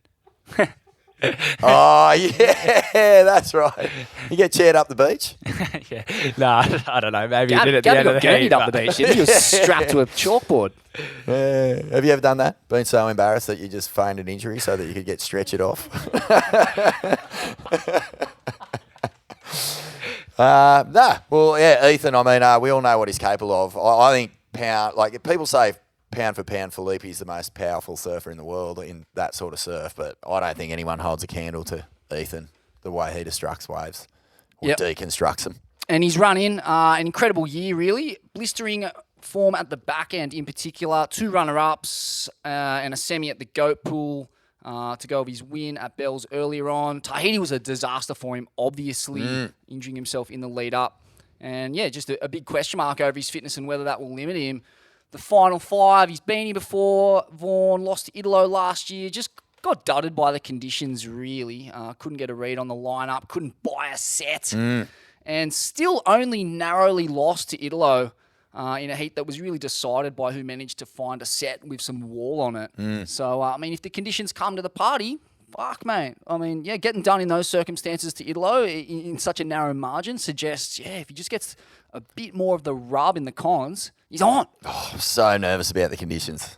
Everyone I've spoken to is just like, good little swell before the window, not a whole lot after. So That's been the story of the past 3 years. Just fucking bring it forward. Stop being so cumbersome. Sounds like the whole year they need to bring it a week forward everywhere, don't they? Yeah. Mate, madness. Anyway, bit nerve-wracking. Can't Eve. Yeah. Can't Eve. Come on. Give us something, Huey, you dog, eh? Yeah, dog. Number 2, Griffin Colapinto, the local kid, the Oming, Super Grom, come of age. Yeah, no one knows the way better and no one is in a better position to win this world title than this guy. His surfing is so perfectly suited to this wave. He surfs the way he does because of this wave. And he'll have a big crew on the beach, banging the pots and pans, I hope, revving him up. He's just got to keep a lid on the emotion, Vaughan, I would say. Keep his composure and surf at his absolute best, and he'll be close to unstoppable here. His run-in hasn't managed better than a 9th in his past 3 events. So, he's not what you'd say is red hot, that's for sure. But he did begin the back half with a bang, winning the Goat Pool and getting 2nd in El Salvador. He's got to rediscover some of that form as he heads into his hometown potential victory lap. Wow, I just can't even imagine what it must be like to be a young Californian superstar with a real shot at a world title. Like California, man, they've thrown money, they've had the talent, they just can't find the closer. Like Reynolds is arguably one of the greatest surfers who has ever stepped foot on a surfboard, but just lost interest in the tour. They haven't had a world champ in the men since Tom Curran. That's crazy, and he's the only Californian world champ ever. I think throwing money... It's madness. Like the energy going into him and Katie is going to be so intense, man. And can he use it? Or is it going to crush him? Like he seems like he's in a really good headspace. I feel like the wave and his talent will allow him to match any kind of Hail Mary moment that Philippe or, Ethan or whoever comes from below him, he will have an X factor turn for that wave that no one else will have, guaranteed, like some sort of secret weapon. But he is the guy that I think a lot of people are looking at and going, this guy can do it. This guy can beat Phil. Like, if it feels close to unbackable, then Griff is the guy who has the highest winning percentages in terms of, like, just pure belief and wanting it so bad. So, yeah, it's set up like fucking crazy. Whew, I don't know. Griffin, he's just definitely like a different surfer from the year before and the year before that, where he had near misses and missed the WSL finals by a single heat to Kanoa. He's watched it twice now, had to sit there and be a part of the day. Like, he's not there. So, you know, he's going to hit the ground running big time. Yeah, definitely. I think that he's a very emotional person, so if he can keep his emotions in check, he'll be absolutely amazing. And I think, like you said, he's going to be busting out some manoeuvres just to, like, really entertain the crowd. Yeah. He loves entertaining, and it's going to be all his mates there, and I reckon he's just going to be the biggest frothing grom and just go off. And the 2% crew have had a blinder of a year. Like, they have really tapped into a collective energy. And as the captain of that, like, there's Kolohe, but then there's Griff as the absolute peak surfer of that cluster. You know, he'll be feeding on their energy. Like, they'll be giving him, like, a real proper, like, ramp up into this thing. I feel like all that energy will amount to nothing if he can't surf on field. If he can't tap into his subconscious and stay present, he just will not unlock that supernatural X factor. I hope that he can, just occupy that Jack Robinson frame of mind and stay in the moment. And I think that, far out, man, a final with him and Philippe will be so fucking mind-melting, the brand of surfing going on. Wilko? Morgz? Nah, I reckon Griff, like, winning the wave pool shows that he's just, like, a head-high right-hander he's fucking unbelievable on. And growing up there, like, he'll have that wave so dialed. It'll be, I think the problem for him is Ethan and Philippe. Like, he is unbelievable, but they're also unbelievable. The top three are just, like, so gnarly at that wave. So it's just going to be, like, I feel like that there's going to be so many nines, and it's going to come down to, like, tiny little things, which he has that little X factor. He has a tricky X factor more so than Ethan, but then I think Ethan's got that a lot more power than him. And then Philippe has, like, a little speed factor that Griffin doesn't have, but then Griffin has, like, something that Philippe doesn't have. So it's like, yeah, I think those last couple of heats are just going to be fucking awesome. Jeez, it gets you pumped. Like, it just really breaking down this sort of run into the pointy end of the ratings and who's there and what they've got in their back pocket and what they can bring out against each other. Starting to feel it, man. Like, I mean, what do you reckon there, Morgz? Like, yeah, I think like, I know with the Aussies, when you're at home, like, you're kind of like trying to act all cool, or like, but in California, like, I feel like I know that Griff's just going to be feeding off it. He's going to be frothing. Like, all of his mates are going to be around him, and I know they love the butter. Yeah, they love the butter. Really do. Like, they're frothing. Like, all the boys, they're just going chee-hoo on the beach. Like, it's radical, and I don't know, they feed off it so well. And I don't know, I feel like also, like, the 2% crew of the year that they've had, like, cold back-to-back wins, and all the other, like, Croz has been doing so well, and Cade and Jet, they're all absolutely killing it. So it's kind of like, feels like the ball's in their court. And like Maddie was saying, just like Griff's X factor as well. Like, you don't really, I feel like with Felipe or Eth or whatever, you kind of like, they're going to do, you kind of know their brand of surf and what they're going to do, but when Griff goes near the lip, like, you don't know really where he's going to go. Like, tail slide, air, big carve. It's kind of like a bit of X factor, like Andy or something, I guess. So I don't know. I feel like, yeah, he could be the one to beat, but like Wilko said, Ethan Felipe, I don't know. It's just so red hot. It's gonna be sick. He's got Matty McConaughey down on the beach doing down there too. Yeah, it's full on. He's a spirit warrior. Like Is that right? 100%. Wow, a couple fellow spirit warriors telepathically communicating. That's the guy who got him into journaling and sharing all his thoughts with you kidding me? 100%. He's one of his coaches is Matthew McConaughey, the Oscar-winning actor. Nothing better than having a paid professional fraud in your corner as you're going to take on the world's best athletes. He seems tapped into me. Yeah, I mean, he'll have you believe that being an Academy Award-winning Yeah, fake. Well, true. But on to our number one, Vaughn. Yep. Philippe Toledo. Will it be two-time Toledo? Back-to-back world titles. Do we dare to dream? From a Shane Horan spec, mentally undulating bridesmaid to back-to-back world champion. I mean, far out. It's a tantalising prospect. It's one I wouldn't have believed if you had told me 3 years ago, when he was going up against Medina. I just thought, this is the end for Toledo. He just didn't seem to have the mental fortitude. There was an air of fragility to him. He'd already come through the ringer of depression, a kind of an inexplicable one. There's never really reasons given for his slump mentally. We know he has that in him, a little bit of an emotional or mental instability, and it seems to me like that's what's ultimately going to decide who wins this event. Is those three surfers, Ewing, Griffin, and Toledo at the top end. It's so hard to split them. It's going to be who can maintain their composure and stay in that present moment and surf on feel and love the pressure. So can he do it? Yeah, I mean, geez, it's interesting. Ultimately, yes, he can.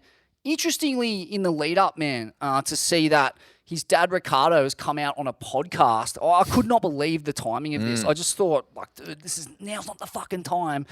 He's come out on a podcast and addressed his son's failure to perform at Chopes. Yeah. He spoke well, Ricardo, didn't put a foot out of place, but, geez, it just didn't seem like the time to be having this kind of conversation right on the eve of his son taking to the water to contest a world title. We're discussing the future of Puckett Field and the Asterix. Yeah. Here's what Ricardo had to say on it, just to get it right there verbatim. The truth is that he is afraid of hitting the coral bottom. That is the fear he has of hitting himself there and really hurting himself and suffering an irreversible injury. It's something that stays in his head. He's already surfed big Waimea and Pipeline. He doesn't have the know-how like John has, like Medina has, or Italo has acquired over the years.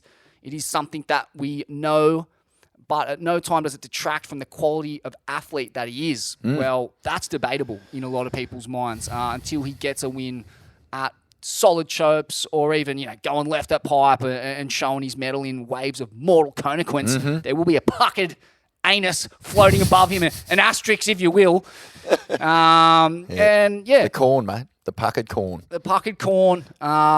Interesting too. He also weighed in on the debate about whether Medina should take Ewing's place. I thought I could see why he did, because the idea of Medina coming in at the expense of either of Ewing and maybe in Jack Robbo's position, that struck some fear into him, and you could tell. This is what he had to say. There was all this buzz.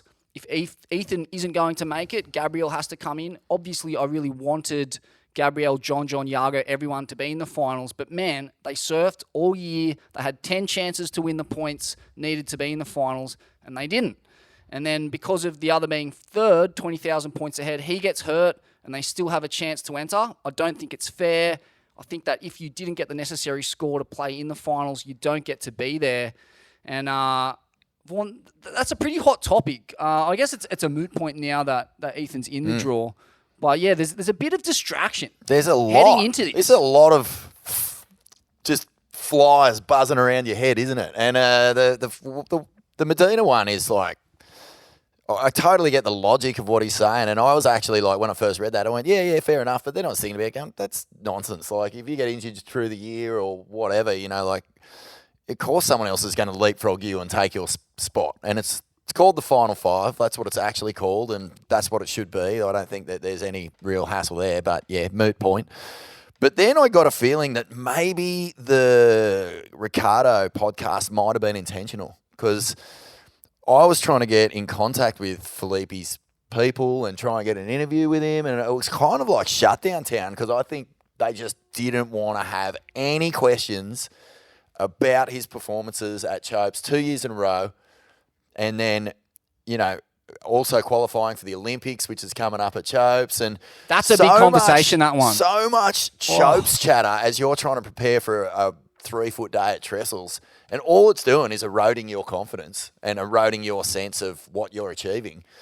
In reality, Felipe, this has been the worst year for waves in so long. Felipe is the best surfer in the world and has been for a long time in shit surf. Like, he is the rightful unbackable favourite. And I wouldn't be surprised if his corner or his coaching staff, support team just said, let's get this convo out there. Let's just, address it somewhere where it's a safe space for us. Ricardo can do the talking. And we'll just address it, and then it's done, and we can just get on with it. And one thing about Felipe is that last year he had a fairly embarrassing campaign at Chopes, especially at heat with Hogg and Slater, where they were just doing laps of him screaming their guts out, pulling in, getting blown into the channel, and Felipe was just sitting there like a priority buoy. And he went to Trestles unfazed. He just didn't give a shit. He was like, that's part of my job. This is part of my job, and I'll just do the job. And I think that's what Ricardo's alluding to at the tail end there, where he goes, it doesn't detract from the athlete he is, because in his mind, he's going, in this surf, I'm unbeatable. And they're just trying to keep that, force field of belief around him and just don't let that Chopes convo come near That's him. it. Keep those asterisks, keep those puckered corns well out of the force field. Well away. No one wants puckered corn anywhere near him. Pauline, any thoughts on Felipe Toledo and his sort of role into this one? I think in relation to Chopu, yes, he doesn't have a reputation for surfing big waves, but if I was in his position and I was going for a world title, I wouldn't be putting it all on the line for Chopes either, because at the end of the day, he might, if he goes for it, maybe in Chopu, but at the end of the day, what's bigger, winning Chopu or winning a world title? No fear of the puckered corn, though, Pauline. The asterisks. The dreaded asterisks. No. But, I think he's been surfing absolutely amazing this year and well and truly deserving of the world title.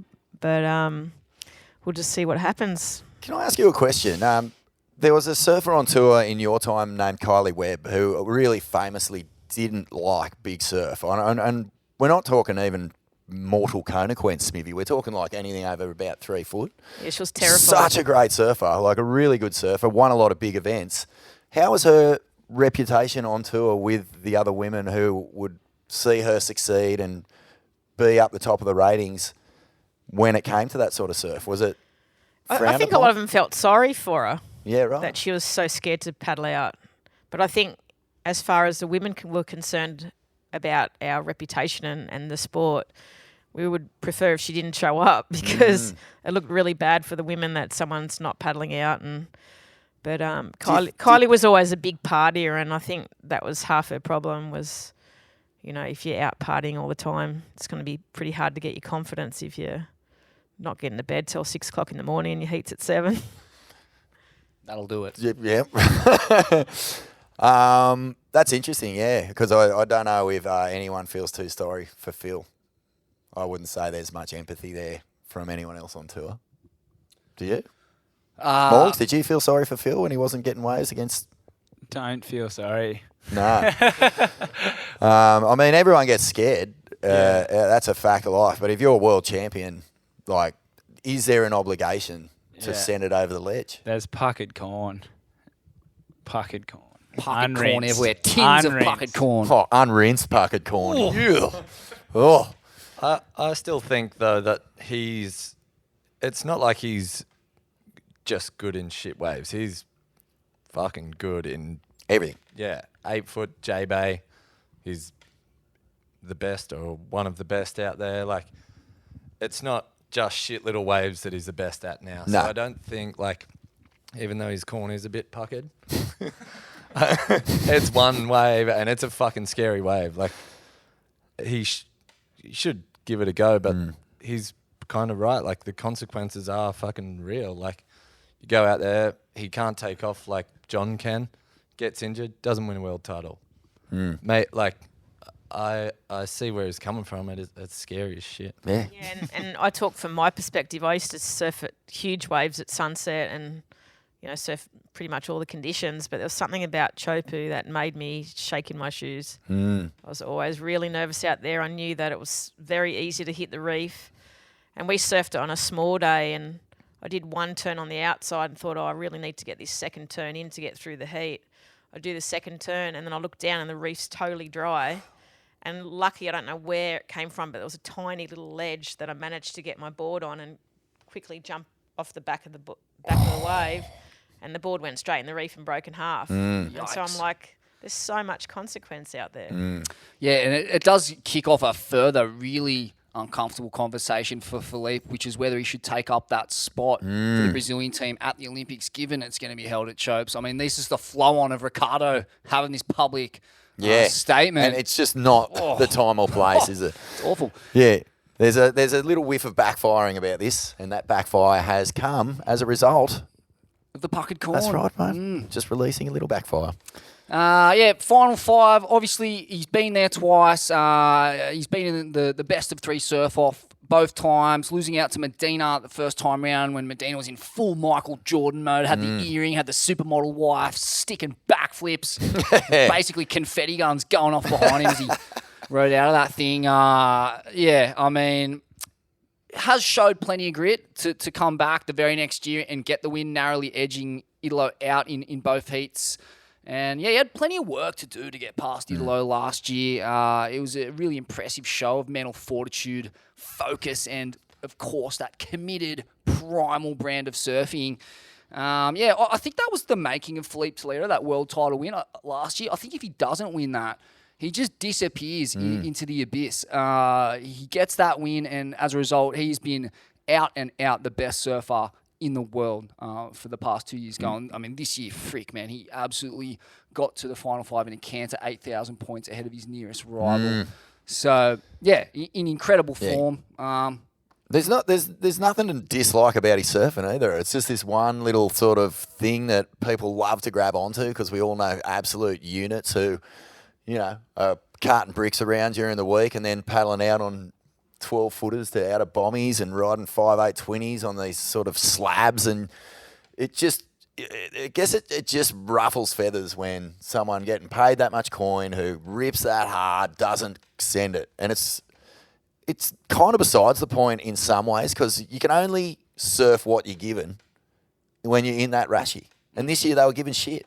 And I mean, you look at Ethan, it's a classic example of why it's really not worth going there and getting good at chopes. He goes there, tries to perform in the lead up when it is maxing, breaks his back, and now he's going to be in a very similar situation to Philippe when they head back there. It'll be interesting to see. Was Philippe actually walking around going, told you so, anyone, told you so?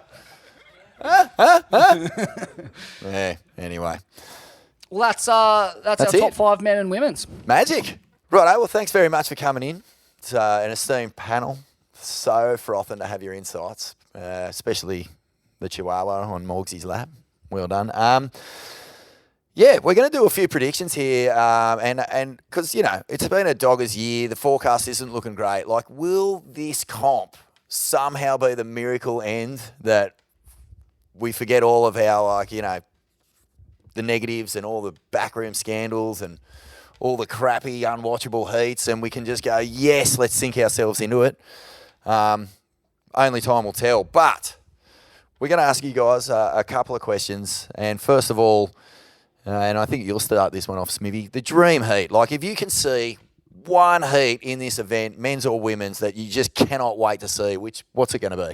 For me in the women's, it'd have to be a Molly Pickles, Carissa Moore, final three surf-off. The plucky new school upstart with plenty of going her up against the stalwart, the matriarch, the queen bee, a real clash of the generations. And Molly's going to go at her and put her under pressure. And we know that that's Carissa's chink. So it'll be very interesting to see how she handles that. I love Molly's pedigree coming from North Shelley there. And it's just, the Sunny Coast, it's battler country. It's no bullshit, blue collar, like fucking give it to her, go at her.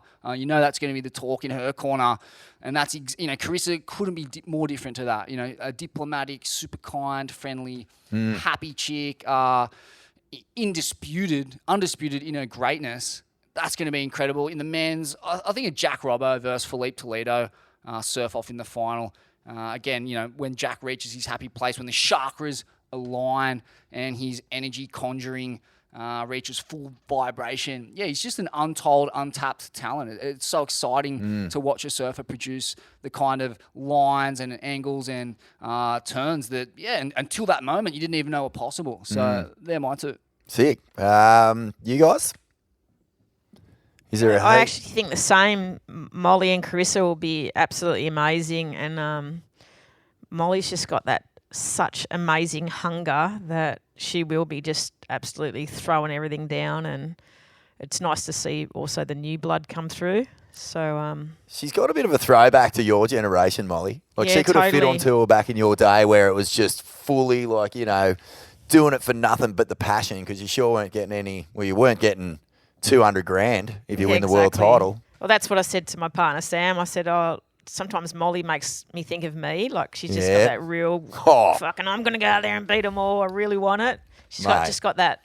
And that's what you want. That's what you want from an Australian sportswoman. Yeah. You want that kind. That's how we perform. That's how we play sport. It's a go full ball, rip in, put them under the pump, shake hands at the end of it. But, man, ain't no friends in a final five.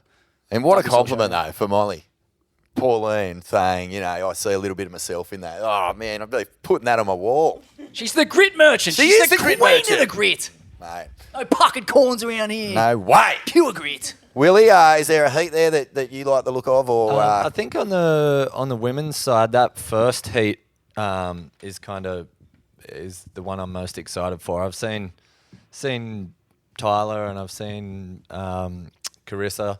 I know what they're going to bring, but that first heat, I feel like on such a big stage, two kind of fresh, exciting girls that you don't really know what we're going to get, but we know they're going to be ripping, but you don't know. Yeah, I'm with you on that one too, man. One. I actually love that the whole day is going to kick off with two complete game changers in the water, flaring, and it's an old rivalry too. Australia versus the Seppos. Seppo self-cook wankers. Fucking hope you get Seppo like it, wanker. Fuck. Morgy? Smithy's just staring at me like, what did you got? No, I think I actually have no idea. They're all going to be pretty sick, but I guess Molly Carissa or Katie Carissa, somebody coming from deep, just to see how the pressure goes. I feel like Carissa and Felipe are definitely going to be the ones to beat. They're just so gnarly. But it'd be sick to see one of those two younger girls get to the final and just give her something to think about. That'd be epic. And then in the men's, I don't even know. Mate, it's Ethan Felipe, surely. Yeah, I don't know. I'm all about a Robbo Ethan heat. Yeah, the reason being is that these two guys are not your average knockabout larrikin Australians. They are full cosmic warriors, both of them. Ethan taps something super earthy, super low key. It's coming from a place of I don't know. It's like that. It's almost like a bit of Queensland origin, that kind of thing that they always talk about. But sucking mangoes, spitting teeth. Yeah, exactly. Whereas Robbo's like a fucking comet. He's flying across the universe in 50 different realms at once, everywhere. What is it? Everything, everywhere, all at once. That's Robbo. So you've got completely different guys, but both being Australian, both bringing a whole new fucking attitude and. I don't know, a whole new fucking what an Australian surfer, what it means, can be viewed through a whole different prism through both these guys. So I love the idea of them going head to head, and it just means we got an Aussie in the final too. Yeah. But how can you? I feel like I'm going to be split in two watching that. It's going to be sick, mate. Deeply unpleasant. I'm going to be split in two like T-1000 in Terminator. Sick into the stomach watching one of my beloveds go down. Yeah, it'll be hard, but I think Griff Heath would be pretty tapped as well. Two young lads, just top of their game, kind of rail surfing's next level in kind of head high waves. that'd be pretty entertaining to watch. Yeah. Just like they're going to be going bang for bang. I mean, it's a salivating prospect, this Final Five showdown. Like, I mean, as much as people love to hate on it, now that we're here, fuck, Yeah, I cannot it's good, wait. isn't it? It's Are good. you kidding me? Where are you watching it, you guys? Are you going to set the alarms, get up early, drink some mushroom tea, maybe have a few whiskies and milk? How are you going to do it? Yeah, Better beers? We Get on the normally better invite beers? a couple of mates over and all watch together. Yep. Yeah, you get up, what time? I can't remember It's what it kids, was we last get time. We had to set the stitched alarm. I here, remember mate. had to set the alarm. I need to move it to Indo. Move it to fucking Please. Indo. Anywhere else. Good waves, good time. Like everyone can watch around the world. Everybody wants to watch. They're packing cones at Greenbush and then going to Macca's later on in the Arvo. Yeah. Are you kidding me? Brother. And Wow. What about you, Willie? Where are you going to watch it at? I don't really have a plan yet, but I remember last year I felt like I was so hungover the next day because I'd woken up at like 1 a.m. or something to watch it, and I just sat and drank fucking tea all night. And the whole day I was like a fucking zombie, and it wasn't even. It's hard to know what strategy to take in It this is. Final Five It showdown, is. is it? Is it? Do you stay up late? Do you get on the espressos, balance it out with a little bit of horse tranquilizer, some CBD oil? You try and set the alarm and wake up and just go the red eye, just pinch them apart with some paper clips and strap in. Mate, it's hard to know. No, we get stitched here as one of the great, lovers of surf competition. This country is getting reamed again. Oh, what's yet new? again. Typical American centrism, just the little underdog who's dominating the day getting stiffed. It's a fucking disgrace. Mate, let's wrap this by picking. I've got two things, actually. Best wave, I think Griffin will probably get a 10. I don't know if he'll win the world title, but I can see him getting a 10 at home and pulling off something, unseen. But I kind of feel like I'm going to back in Ethan for the win. I'm backing in Ethan and I'm backing in Tyler.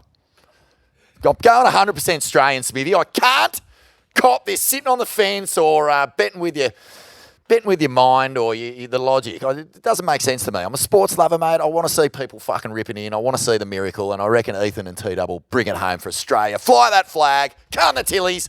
Feed off that energy.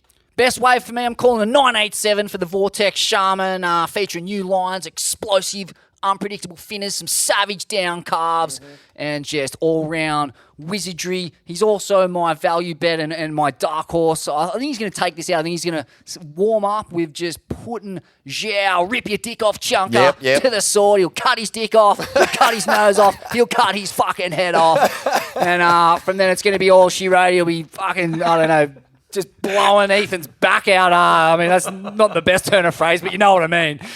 And from that point on, Griffin, the mental gymnastics, he's just going to go off the pummel horse and land straight in his spine. The mental gymnastics are just going to be catastrophic for Griffin. And then 2-time Toledo, he's going to be back in the doldrums of his baby formula addiction, deep in depression, and you can just count on an absolute melting. The Vortex Shaman to reign supreme. Yeah. Wow. Love that run through. What about you guys? Who's going to get the best wave? Who's going to win the world titles? I think Katie will get the best wave and do some crazy, amazing turn. I probably think Carissa will win, but I really want Molly to win.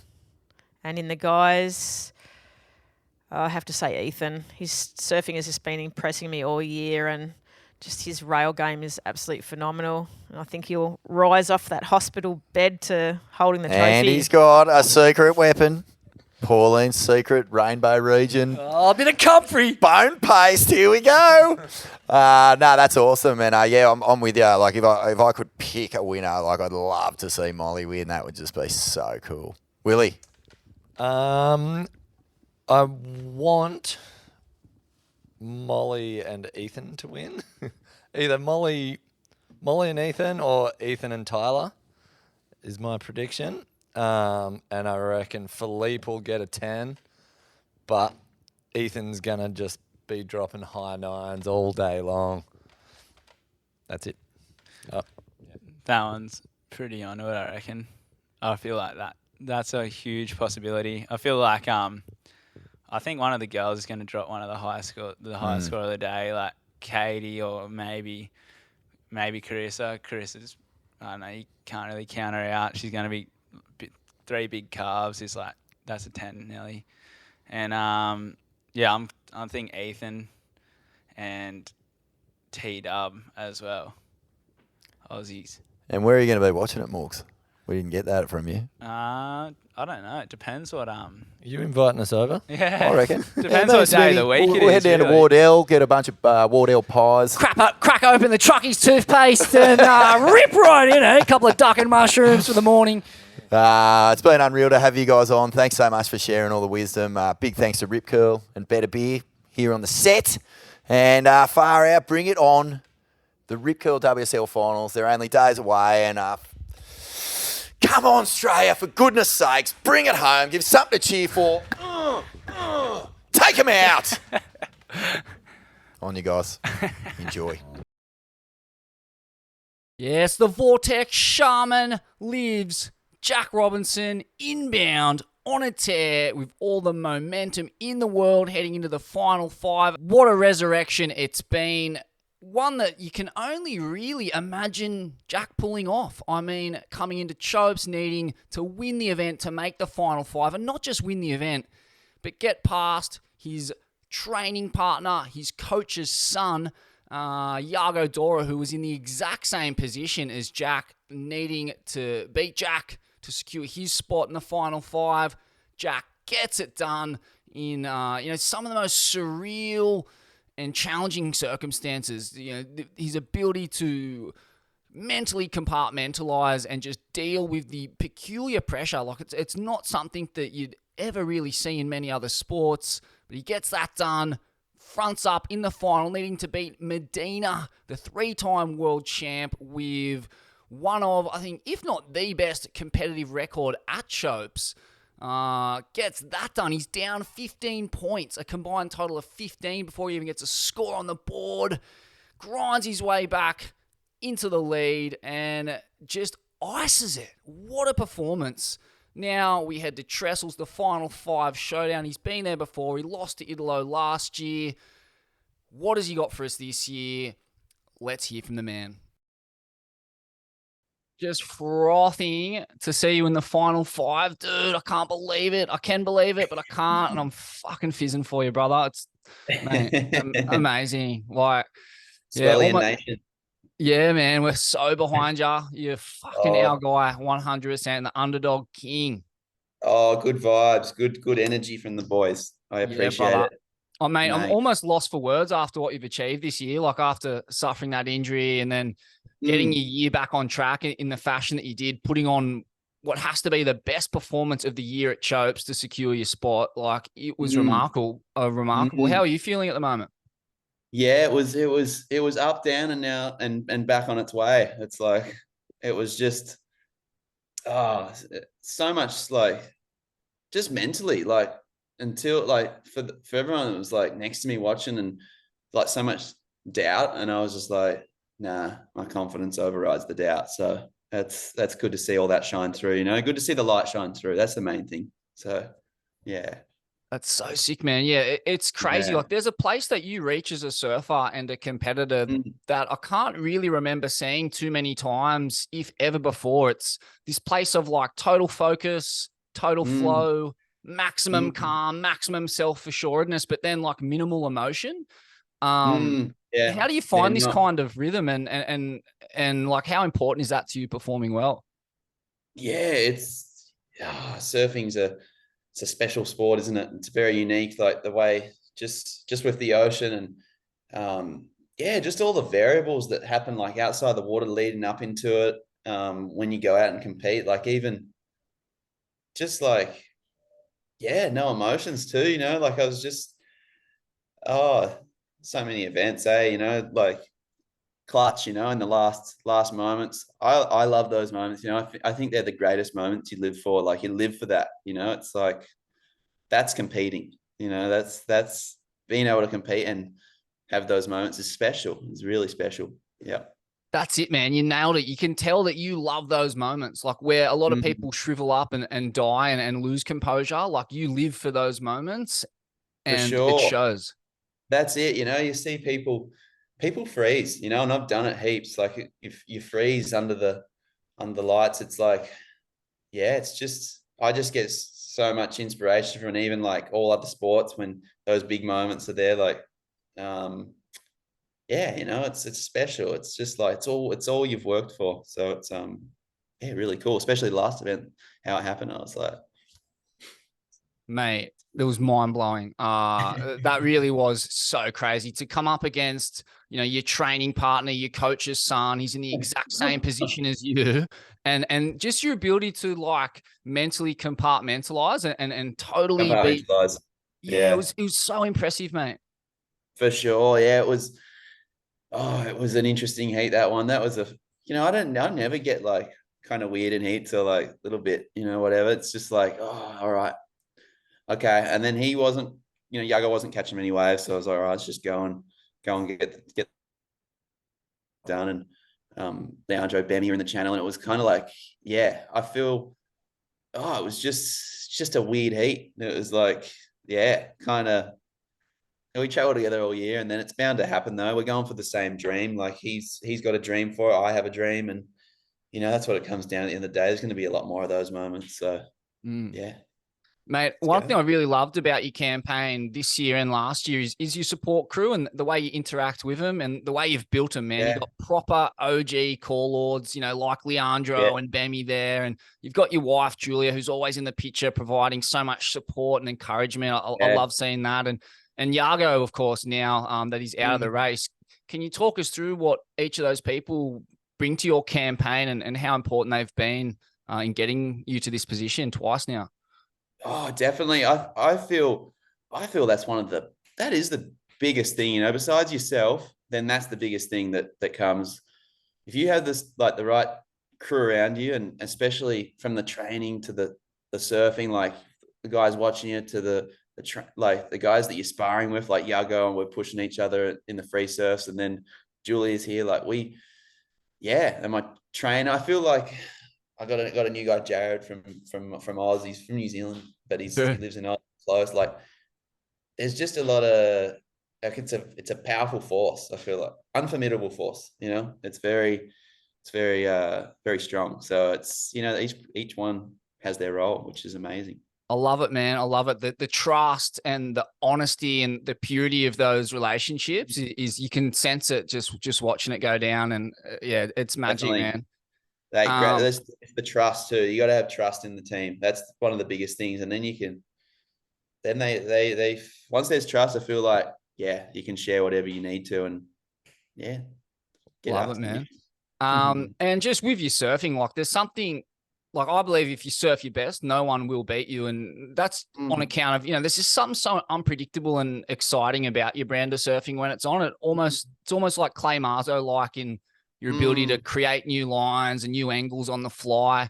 What are you seeing when you picture yourself winning a world title?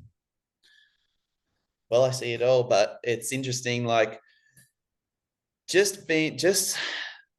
I have it all there, you know what I mean? Like it's all in there. It's just letting it shine through. That's the main thing. It's before we get to the water, even like, you know, even in the days before, it's just, you know, I'm building, you know? So I feel like it's just an amazing opportunity for what I've been through this year.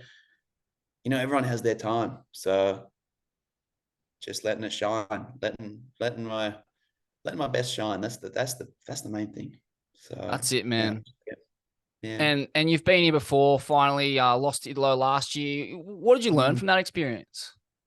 Oh, you know, like even before the event, I was kind of burning out. Like I'm the kind of guy it's like, it's everything. I'll put in everything, you know, and sometimes it's too much almost but then I learned from it because I put in so much last year that it was just, I was burned before I even got to the event. The final day, I was tired. I was like, like you felt the pressure. I'm going to come up against this guy, and it's like, it doesn't matter who it is. It's just whoever it is, and you got to feel light, you know, on the day. The day goes quick, and you got to enjoy it. I saw, you know, every experience is different too. Even this trip, it feels different compared to last year already. So yeah, it's cool. Just being adapting for the day.